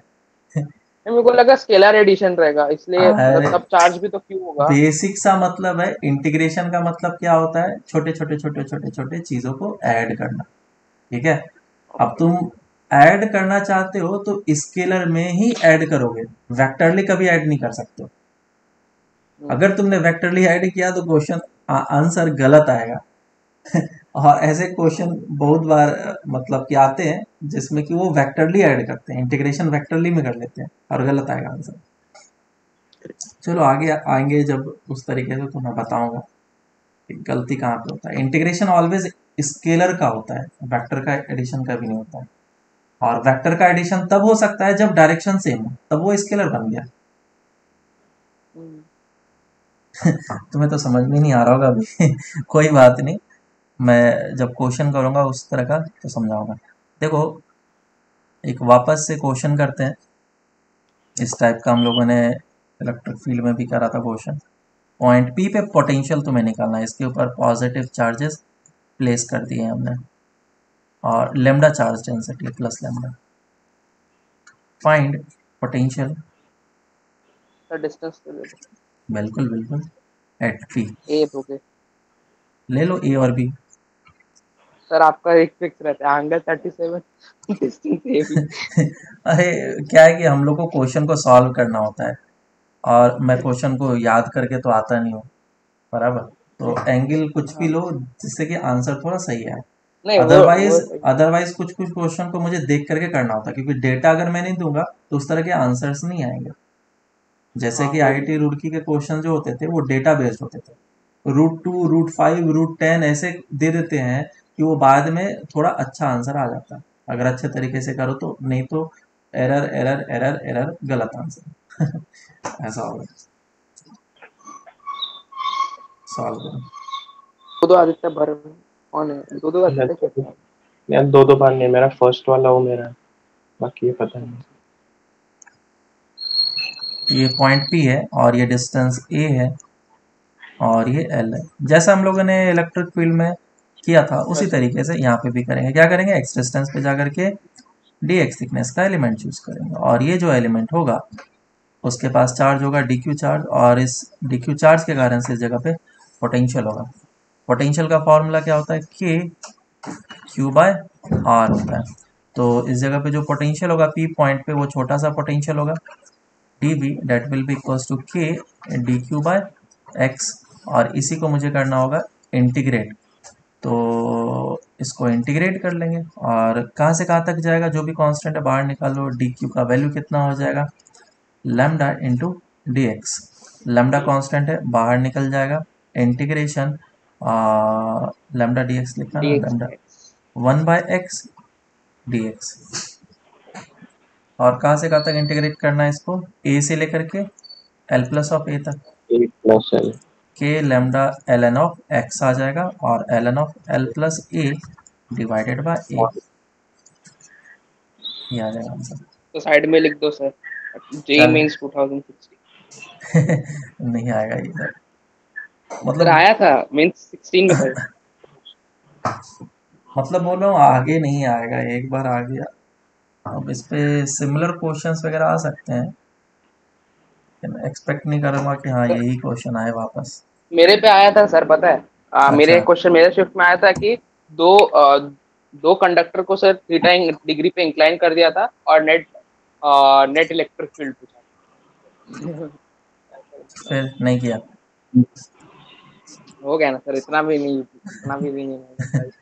चल चलो अब आगे करते हैं हम लोग, और different different shape and sizes के कारण से हम लोग पोटेंशियल का फॉर्मूला निकालेंगे। जैसे रिंग हो गया, डिस्क हो गया, सॉलिड स्फीयर, हॉलो स्फीयर, ऐसे से हर एक अलग अलग तरीके के शेप एंड साइजेस के कारण से निकालेंगे। छोटे छोटे क्वेश्चन और बीच में थे, लेकिन मैंने उसको छोड़ दिया, कोई मतलब नहीं बनता, वो तो हम लोगों जैसे ने 12th में किया ही होगा। अगर हेक्सागन वगैरह हो गया, उस पर चार्ज रख दिए तो बताओ सेंटर पे कितना होगा, वापस से दो हाँ सर, चार्जेस उसमें एक लाइन ट्रिक में है रख मतलब। लाइन में रख दिए, plus Q plus two Q, बताओ किस जगह पे पोटेंशियल जीरो होगा, माइनस में रख दिया, किस तो जगह पे वो पोटेंशियल प्रॉब्लम क्या जीरो होती होगा। है ऐसा क्वेश्चन में, कितने पेयर बन रहे हैं। हम लोग के सर ने फिर एक हाँ ट्रिक बताया था, NC2। जो भी है, जैसा NC2 भी याद करो। तुमने ट्रिक देखा है, ये इजी क्वेश्चंस होते हैं, तुम अगर ट्रिक ना भी लगाओ तो भी आराम से कर सकते हो। चलो, potential due yes to uniformly charge ring. अभी हम लोग रिंग कैसा ले रहे हैं, यूनिफॉर्मली चार्ज रिंग। तो सेंटर पे जो इलेक्ट्रिक पोटेंशियल होगा वो कितना हो जाएगा, एक ही भाई यार आपने इस पे बताया। पॉजिटिव चार्ज होंगे, है ना, बिल्कुल। मुझे क्या करना पड़ेगा, ऐड करना पड़ेगा, ये पॉजिटिव पॉजिटिव पॉजिटिव चार्जेस वगैरह है, और इसको मतलब डायरेक्टली मुझे ऐड करना है। या फिर तुम चाहो तो थीटा एंगल पे जाकर डी थीटा एलिमेंट चूज कर सकते हो, और यहाँ पे जो आएगा डी क्यू चार्ज आएगा, और जब इसको इंटीग्रेट करेंगे तो यही आंसर हो जाएगा, के क्यू बाय आर। इसका रेडियस अगर आर है और इसके पास प्लस क्यू चार्ज है, ये हो जाएगा पोटेंशियल। तो ये क्या है, सेंटर पे है, लेकिन अभी हमें एक्सिस पे निकालना बाकी है। तो एक्सिस पे कैसे निकलेगा, इसका भी इंटीग्रेशन काफ़ी आसान है। इस पॉइंट पी पे मुझे निकालना है पोटेंशियल कितना होगा। तो क्या करना पड़ेगा, एक छोटा सा एलिमेंट चूज करना पड़ेगा जो डी क्यू चार्ज है जिसका, और ये डिस्टेंस लेना पड़ेगा। डिस्टेंस आगे चला गया तो हम लोग पी को भी आगे कर लेते हैं, और ये है हमारा क्या ले लो, एक्स ले लेता हूँ, और ये रेडियस हमारा आर है, कैपिटल आर। तो अब इस dq चार्ज के कारण से इस जगह पे जो पोटेंशियल होगा स्केलर क्वांटिटी है, तो मुझे सिंपली ऐड करते जाना है। क्या आ जाएगा बोलो, dq चार्ज के कारण से, KDQ by R² X² root है। है ना, k dq डिवाइडेड बाय ये वाला स्मॉल आर ले लेता हूँ, के क्यू बाय आर होता है ना पोटेंशियल का फॉर्मूला। अब जो जो कांस्टेंट है उसको बाहर निकालो, क्या हर एक के लिए आर कांस्टेंट होगा, हर एक के लिए कोई सा भी यस डिस्टेंस सर, लो, कोई एक भी, प्लेन में। के बाय आर, और ये डी क्यू का इंटीग्रेशन क्या दे देगा, क्यू दे देगा, ये आ जाएगा K Q divided by root under of R square plus of X square, so this will be the V। तो एक्सिस पे पोटेंशियल का फॉर्मूला ये है, और इलेक्ट्रिक फील्ड का फॉर्मूला क्या था, याद करो, K Q equal X X R square X square 3/2। On R R square square plus plus X X raise to square three के बाई पावर टू। 3/2। तो ध्यान रखना क्या चीज चेंज हुआ, ऊपर से एक्स चेंज हो चुका है, और यहाँ पे जो था 3/2 वो 1/2 हो चुका है। सर एक्चुअली के क्यू बाई आर पोटेंशियल देखा जाए तो ऐसे। क्या बोल रहे हो, क्यों बाय? नहीं नहीं, मैं बोल रहा था कि के क्यू बाई आर ही है, मतलब आर इफेक्टिव, अच्छा, अगर तुमने नया याद करना फॉर्मूला के लिए बनाया थोड़ा। क्या? अन्य- पर वो वही बोल रहा है, बस उसको उसने आर इफेक्टिव लिख दिया, अच्छा, नीचे अंडर रूट हो जाएगा। अब देखो जो पोटेंशियल है वो किस तरीके से हमारा वेरी करेगा। सेंटर पे जो होगा वो सबसे मैक्सिमम पोटेंशियल होगा, उसके बाद धीरे धीरे पोटेंशियल कम होते चला डिक्रीज में। जाएगा, है ना। तो सेंटर पे मैक्सिमम पोटेंशियल का फॉर्मूला क्या होगा, V is equal to K Q by are. ये जो हमने ऊपर लिखा है यहाँ पे, ये तो है। ओ हम्म, चलो अब आगे चलते हैं। सर और एक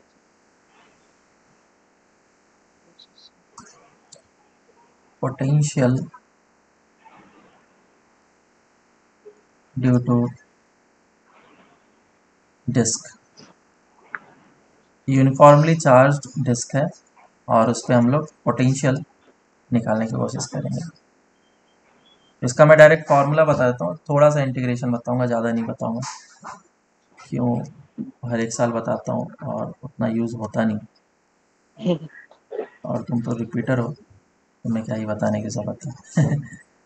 इतना सारा इतना डिस्क्रिमिनेट क्यों किया जाता है रिपीटर से? कोर्स जल्दी कंप्लीट करना होता है ना, इसीलिए।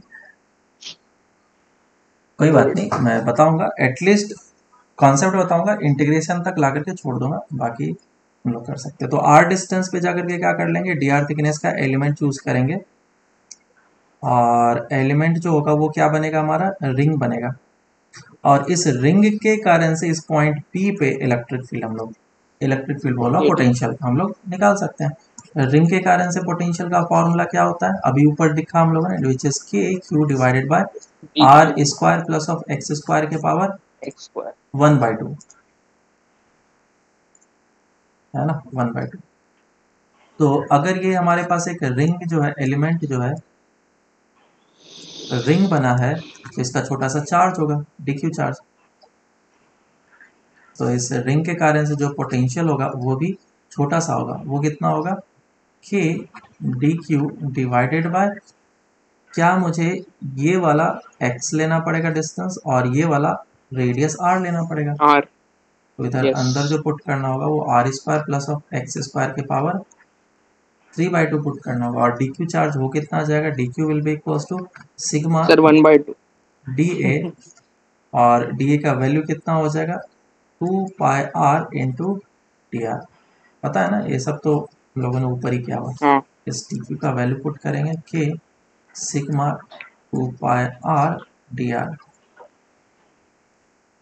Divided by R square plus of X square के पावर, अरे 1/2।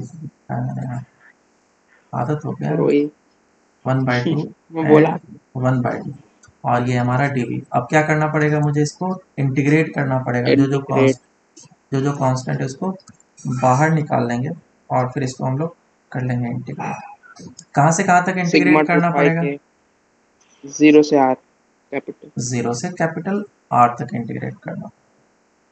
तो अब ये इंटीग्रेशन करेंगे, और इस इंटीग्रेशन से हमारा आंसर आ जाएगा, और जो आंसर आएगा उसे मैं लिख देता हूँ, will be equals to sigma by 2 epsilon not root under of R square plus of X square minus of X. ये है हमारा पोटेंशियल का फॉर्मूला। मैं डायरेक्ट फॉर्मूला। इलेक्ट्रिक फील्ड का फॉर्मूला क्या था, sir sigma by 2 epsilon not 1 minus X तो one upon minus root over R square plus X square. याद है? बस सही, ठीक है। ये फॉर्मूला था। यस।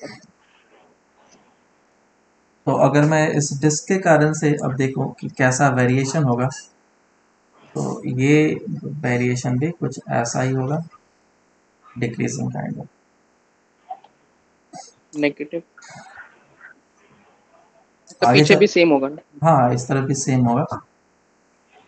आगे चलते हैं हम लोग, ड्यू टू, अब हम लोग स्क्वायर देखते हैं, पोटेंशियल हाँ ये गड़बड़ होता है मेरा बाहर। Due to hollow hollow square, concentrate. Hollow sphere के कारण से किस तरीके से हम लोग करेंगे, जैसा कि मैंने पहले भी बताया तुम लोग को कि इसमें जो इंटीग्रेशन का मेथड या फिर तरीका है वो हम लोगों ने इलेक्ट्रिक फील्ड में ही देखा हुआ है ना। Yes sir. फॉर्मूला दे दो सर। फॉर्मूला दे दूं सिर्फ? हाँ दे दो। फॉर्मूला दे दो। हाँ एडवांस में डेरिवेशन काम आएगा नहीं। अभी क्या करना है?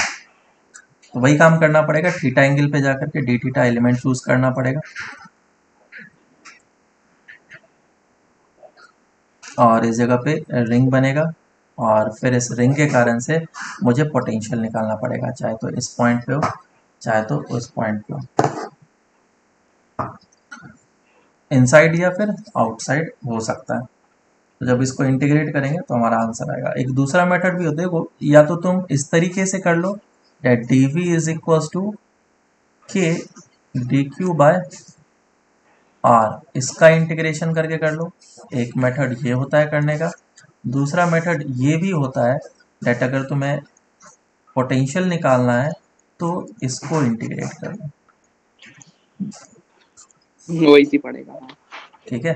तो मैं इस तरीके से भी बता सकता हूँ, इस तरीके से भी बता सकता हूँ। अगर ये चीज़ तरीका करोगे तो काफ़ी आसान बनेगा। पोटेंशियल का फॉर्मूला आउटसाइड के लिए तो बहुत ही आसानी से आ जाएगा, ठीक है। इनसाइड जीरो रहेगा ना सर इनसाइड के लिए पोटेंशियल? क्या होगा, इलेक्ट्रिक फील्ड का क्या है, इनसाइड इलेक्ट्रिक फील्ड कितना है, जीरो है।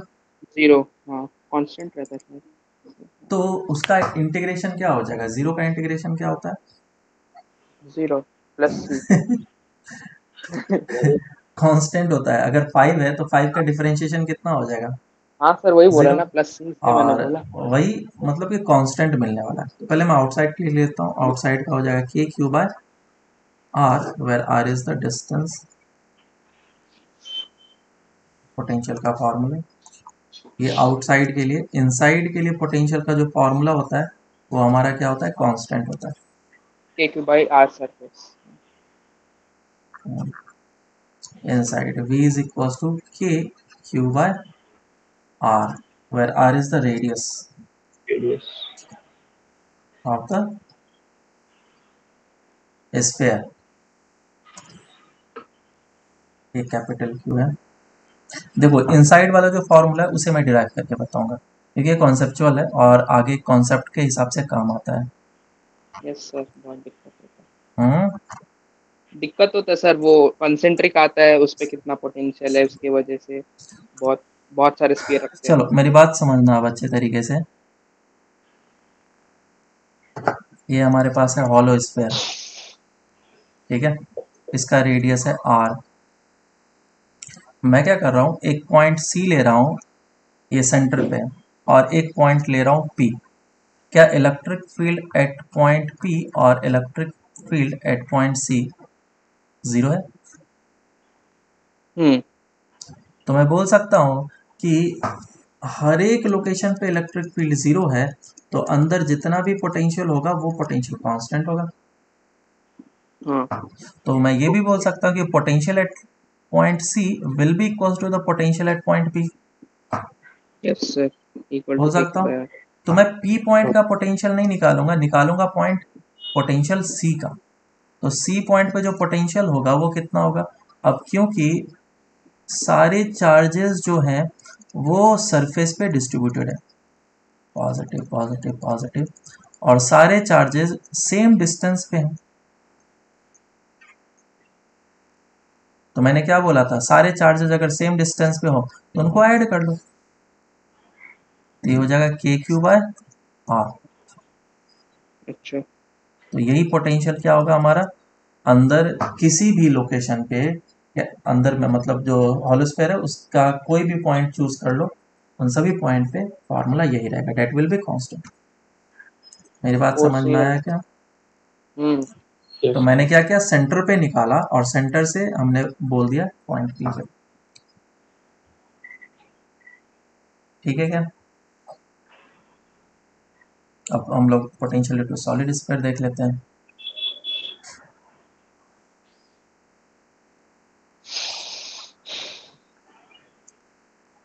सॉलिड स्फीयर बोलो कैसे निकालेंगे? पोटेंशियल डिटू वही sir, E dot D are भी कर सकते हैं। हाँ, डिफरेंट। या फिर हॉलो स्फीयर एक एलिमेंट बना करके। अच्छा तुम्हारे पास दोनों। दोनों मेथड है करने के, इनसाइड एंड आउटसाइड के लिए।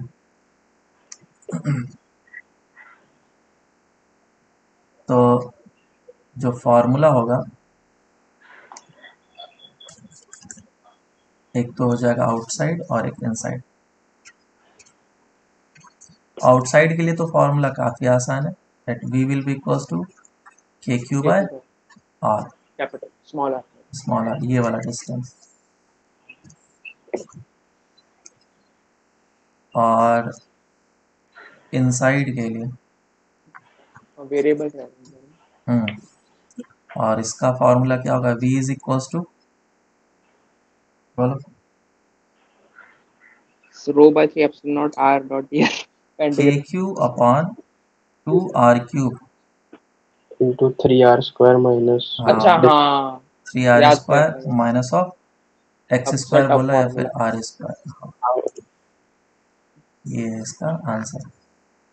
सबसे टफ फॉर्मूला। और इलेक्ट्रिक फील्ड का फॉर्मूला क्या था इनसाइड के लिए, K Q rho by R epsilon divided by R cube.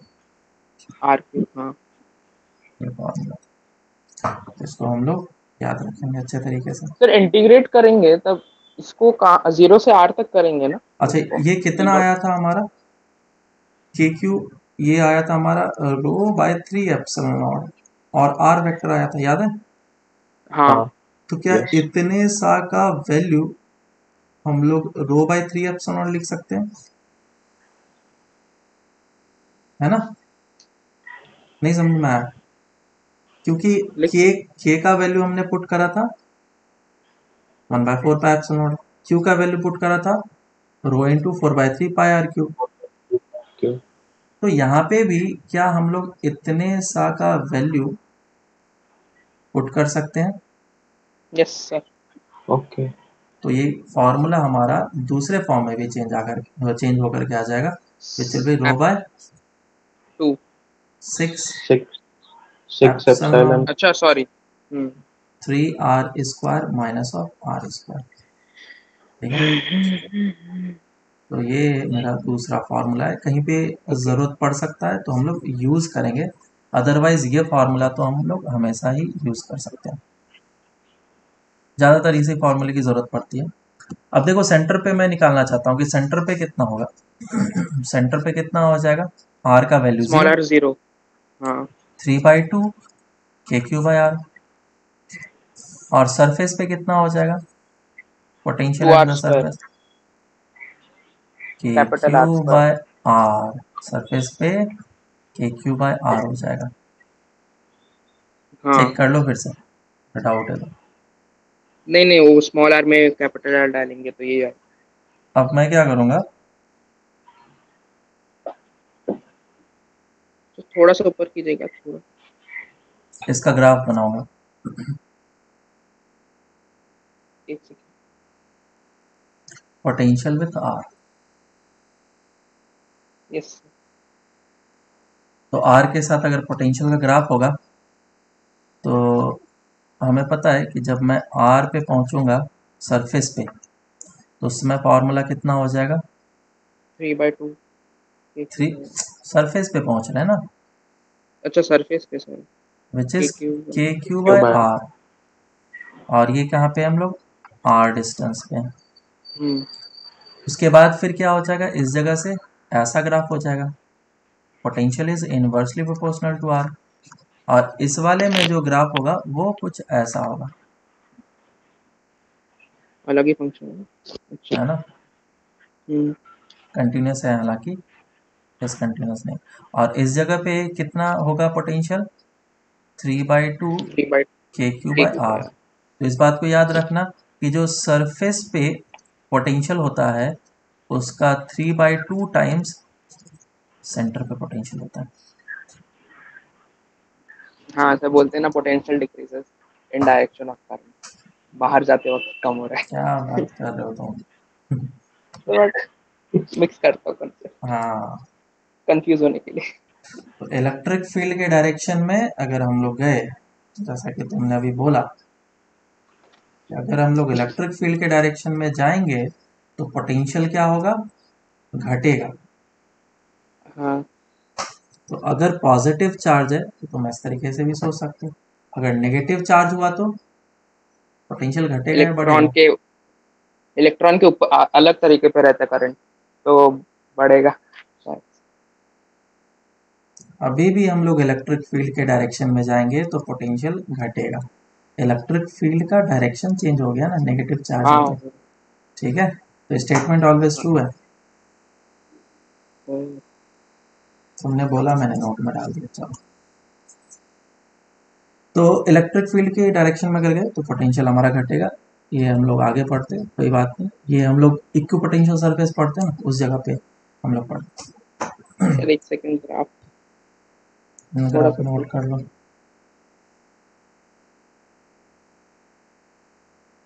चलो अब इस पे कुछ क्वेश्चंस कर लेते हैं। सर एक सेकंड।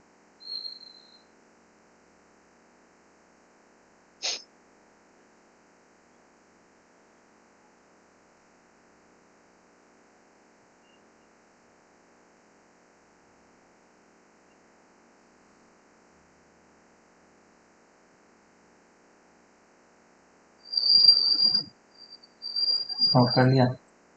हाँ सर, सर।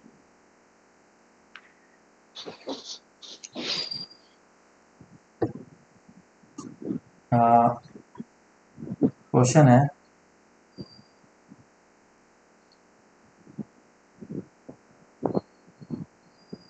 एक रिंग है और एक हॉलो स्फीयर है।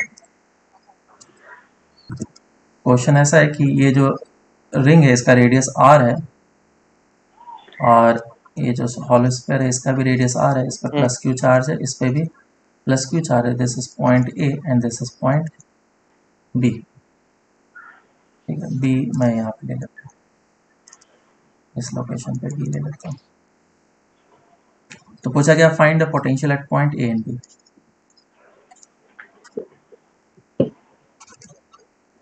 सर दोनों और के बीच में डिस्टेंस ये आर है और ये भी डिस्टेंस आर है। सॉल्व करो इसको। टाइम। तो, सबसे पहले पोटेंशियल ए पे निकाल लेते हैं। तो ए पे जो पोटेंशियल होगा वो इसके कारण से होगा और इसके कारण से, और दोनों के कारण से मुझे ऐड करना होगा। V1 प्लस ऑफ V2 करना पड़ेगा। तो 1 के कारण से कितना हो जाएगा, K Q by R, Q by R. और V2 के कारण से कितना हो जाएगा, के 3/r Q by 3r 3r। 1 2 3। Centre से हमेशा डिस्टेंस लेते हैं, दैट इज 3r। तो इसको अब तुम ऐड कर लो, 3 प्लस 1 दैट इज 4/3। ये होगा ना, यस सर, ये बता था मैंने। ये आ गया। और पोटेंशियल एट पॉइंट बी वो कितना हो जाएगा, V1 प्लस V2, इन दोनों का ऐड कर लो। V1 का वैल्यू कितना हो जाएगा, K K Q by Q root two divide R by root under of X square plus of R square था, तो √2r हो जाएगा। K Q divide by √2r plus, और इसके कारण से कितना होता है, के क्यू बाय आर होता है। ये हो जाएगा K Q divide by 2r। 2r। ये सिंपल सा आंसर। नेक्स्ट क्वेश्चन करते हैं। सो वर्क पावर एनर्जी वाला मिक्स करो ना, मजा आता है। ये एक स्फेयर है और ये भी एक स्फेयर है, और हम्म।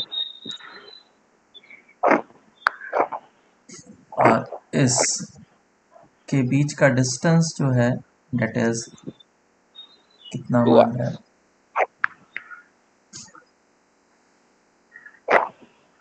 ये ए। मान लेता हूँ 8r, ठीक है। हाँ सर। और इन दोनों का रेडियस r है और इनका भी रेडियस r है। इस पे चार्ज डाला गया +q और इस पे चार्ज डाला गया +4q। काफ़ी स्टैंडर्ड क्वेश्चन है, अगर आता होगा तो बनेगा, नहीं तो फिर नहीं बनेगा। नहीं। और इस जगह पे एक +q चार्ज है, इसको बोला गया कितने वेलोसिटी से फेंका जाए ताकि इस जगह तक पहुंच जाए, ठीक है।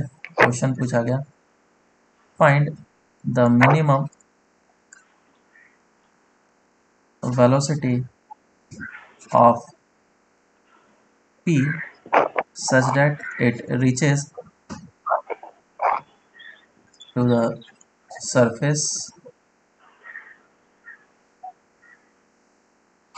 of other sphere। Sir V Q minus V P into solve Q is करो, equal to half mv square. देखते हैं। सही है क्या? मतलब हम्म, दोनों का पोटेंशियल डिफरेंस ले लिया और चार्ज से मल्टीप्लाई कर लिया। करते हैं।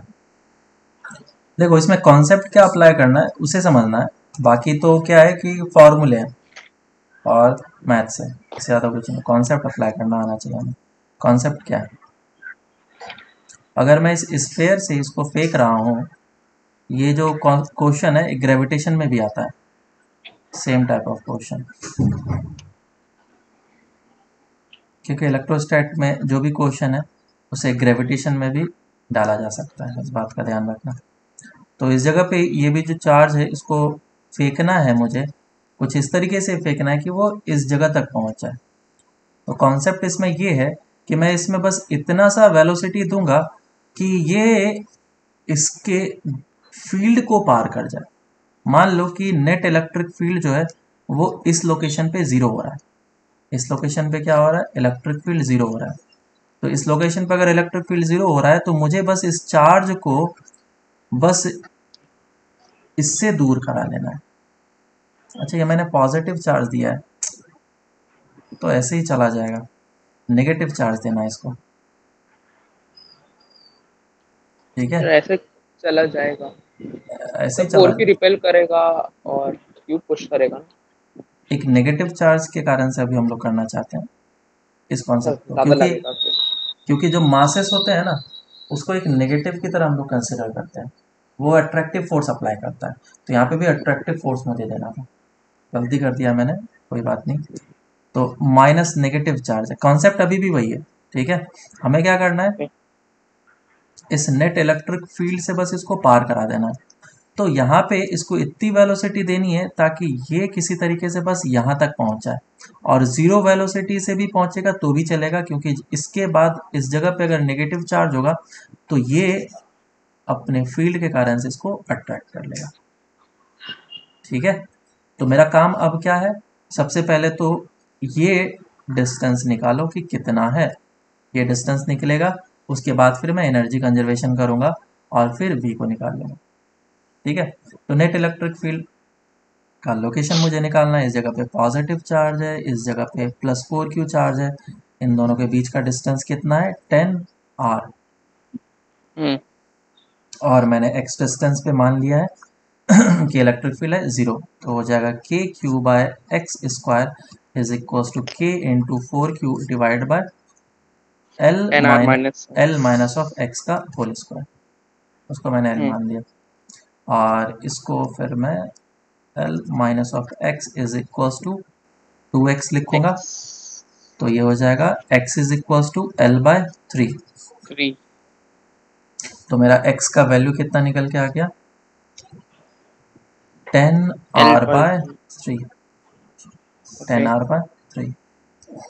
नहीं, ये x हमारा नहीं निकला है, ये x नहीं है अभी, इसको मैं बोलूँगा y बोलूँगा, ठीक है, क्योंकि x हमने अभी सेंटर से लिया है, ये वाला जो x है इसको मैं y बोलूँगा, ये y डिस्टेंस, y अच्छा डिस्टेंस प्लस आर कितना, करना पड़ेगा।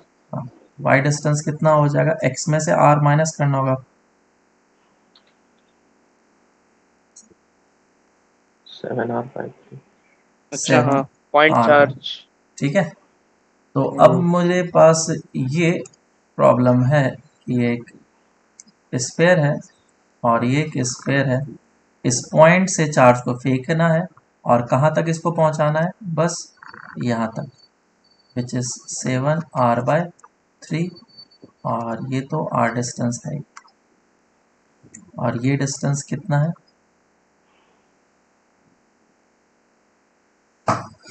ये पूरा का पूरा डिस्टेंस कितना है, 10r/3। और ये पूरा डिस्टेंस कितना हो जाएगा, 10r minus of 10r/3 which is 20r/3। 20r/3। और 20r/3 में से हम लोग r को माइनस कर लेंगे तो ये डिस्टेंस आ जाएगा। खैर जाने दो, अभी हम 17r। हाँ अभी ये डिस्टेंस की ज़रूरत पड़ेगी।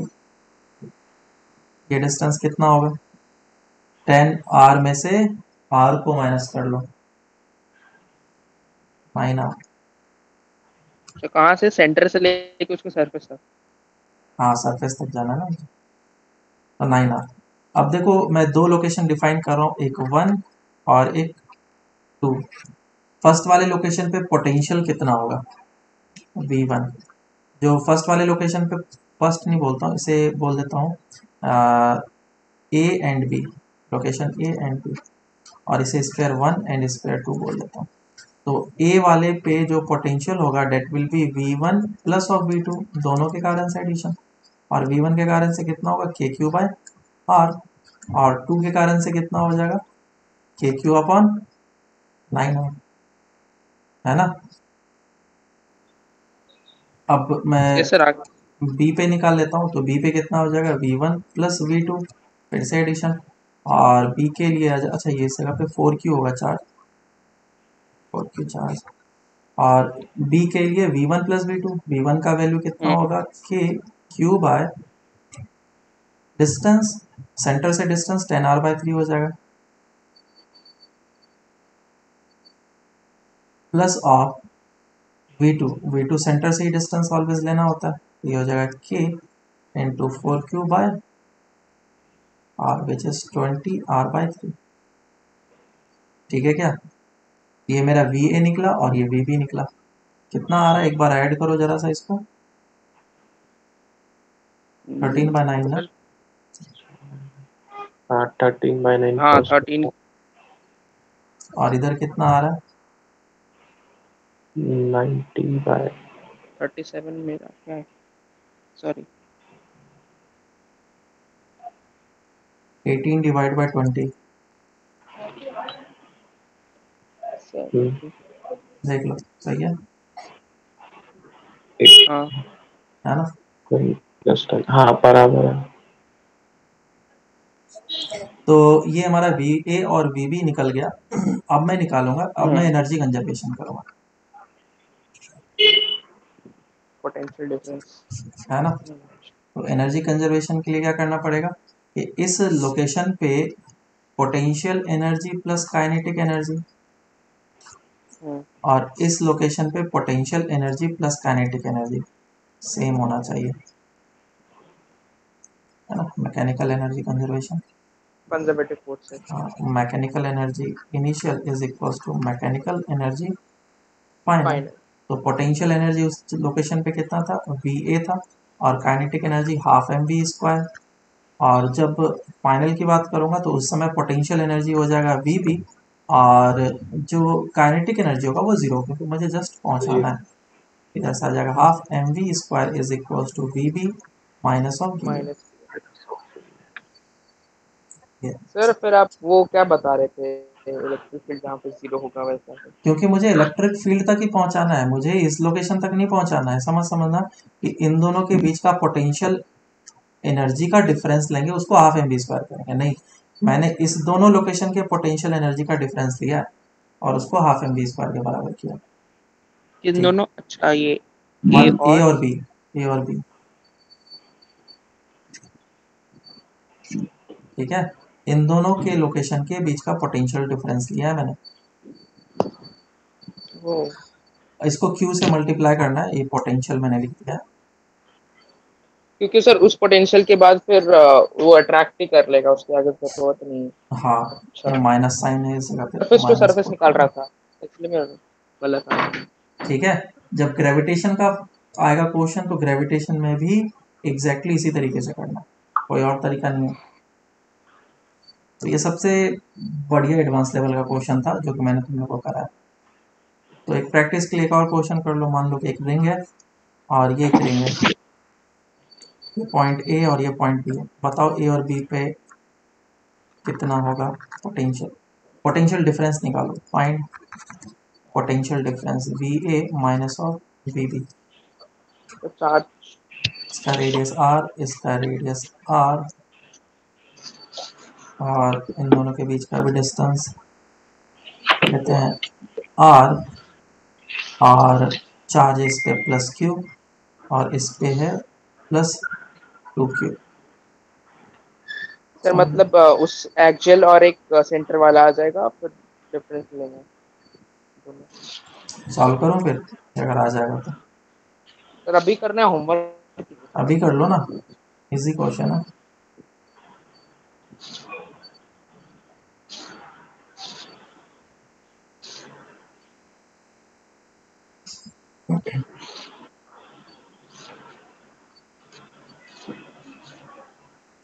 चलो करते हैं इसको। देखो पोटेंशियल सर ए कर पे रहे हैं ना सर, तो रुक जाओ सर, इतना जल्दी क्यों? हाँ सर आप हो गया। एक मिनट। तो ए पॉइंट पे कैसे निकलेगा? तो 1 के हाँ कारण से जी, पोटेंशियल, 2 के कारण से, दोनों को ऐड कर लो। तो 1 का हो जाएगा के क्यू बाय आर, और दूसरे के कारण से हो जाएगा ठीक है, by two root K two. Q by root two R. √2r। और बी पे कितना हो जाएगा? के to K Q by are plus के ठीक क्यू है, by by root root two two R. R. ठीक है क्या? हाँ सब्ट्रैक्ट कर दिया सर आगे। ठीक है, अब इन दोनों को सब्ट्रैक्ट कर लो, V A minus of V B, answer आ जाएगा। नेक्स्ट क्वेश्चन करो। दो हॉलो स्फीयर है, कंसेंट्रिक हॉलो स्फीयर,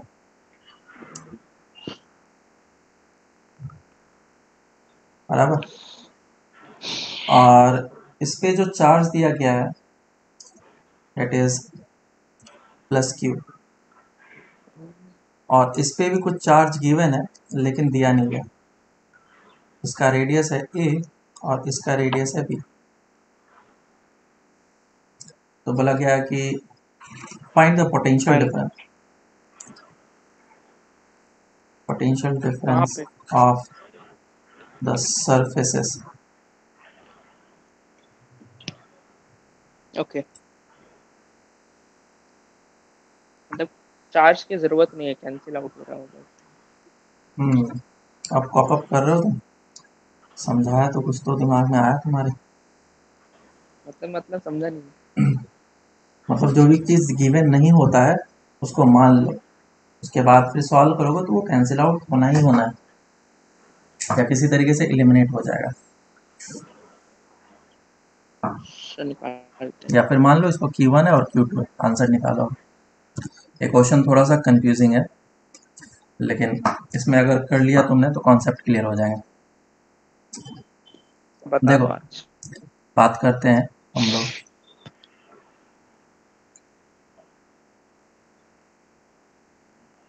सबसे पहले मैं इस लोकेशन पे पोटेंशियल निकालूंगा, ठीक है। पॉइंट ए बोल लेता हूँ इसको। तो पोटेंशियल एट पॉइंट ए जो होगा वो 1 के कारण से होगा और 2 के कारण से होगा, है ना। This is 1 and this is 2। तो 1 के कारण से पोटेंशियल कितना हो जाएगा? के Q1 डिवाइडेड बाय वन के बी। अरे खुद का सरफेस है हाँ ना, कांस्टेंट रहता है। के क्यू बाय आर। हाँ, अच्छा सॉरी, हाँ हाँ बड़ा वाला पे ना, ओके। दूसरा सेकंड के यस, कारण से जो इस जगह पे आएगा, क्या ये आउटसाइड है या इनसाइड है पॉइंट? आउटसाइड है, अंदर वाले आउटसाइड है। साइड। तो क्या फॉर्मूला होगा? डिस्टेंस के क्यू लेना बाई स्मॉल पड़ेगा, आर। By B. मुझे डिस्टेंस लेना पड़ेगा, है ना, ये एक्स सेंटर डिस्टेंस लेना। यस। तो विच विल बी के Q2 divided by B. B. अब दूसरा आ जाओ पॉइंट बी पे। तो इस जगह पे जो पोटेंशियल होगा उसे हम लोग कैसे लिखेंगे? V1 plus V2। तो ये वन बड़े वाला जो सरफेस, ये वन वाला जो स्फीयर है उसके लिए पॉइंट भी इनसाइड है या आउटसाइड है? इनसाइड है, तो इनसाइड का इनसाइड है। फॉर्मूला क्या होता है? से कांस्टेंट रहता है सबके लिए, तो formula K Q2 Q by by B। B. Radius, K Q by R. हाँ, तो K yes Q one divided by radius which is B. और वी टू कितना हो जाएगा? Sir, K Q one plus Q two आएगा क्योंकि net charge अंदर Q one नहीं प्लस क्यू नहीं नहीं। क्यों? ऐसा ही होगा। अभी तुम्हें नेट कंडक्टर्स वगैरह नहीं पढ़ाया गया है ना, और ये कंडक्टर्स के क्वेश्चन ही नहीं है, नॉन कंडक्टिंग सरफेस है। मतलब सर, क्योंकि अगर देखेंगे नेट चार्ज पूरे सिस्टम के अंदर क्यू वन तुम प्लस क्यू टू। उस तरीके से मत सोचो तुम, अभी बस समझो कि हाँ मुझे क्या करना है, पोटेंशियल निकालना है। जिस तरीके से पोटेंशियल ऐड करते हैं सब्ट्रैक्ट करते हैं वैसे। जब कंडक्टर्स पढ़ेंगे तो तुम्हें समझ में अच्छे तरीके से आएगा। V2 का वैल्यू कितना हो जाएगा? K Q two divided by इसका बी टू का रेडियस विच इज ए, उसी का सरफेस है। अब इन दोनों को ऐड कर लो, पोटेंशियल डिफरेंस। तो V B minus of B A, या फिर B A minus B B, जो भी हो वो निकालेंगे। क्या कैंसिल आउट हो रहा है? Q one. Q1।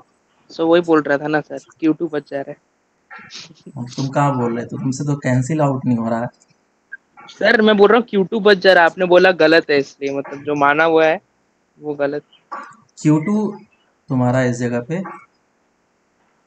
जा रहा है। तो क्यू टू आपने तो मतलब देना नहीं चाहा था सर, आपने मतलब मानने के लिए अज्यूम किया, करवाया था ना हम लोग को। हम्म।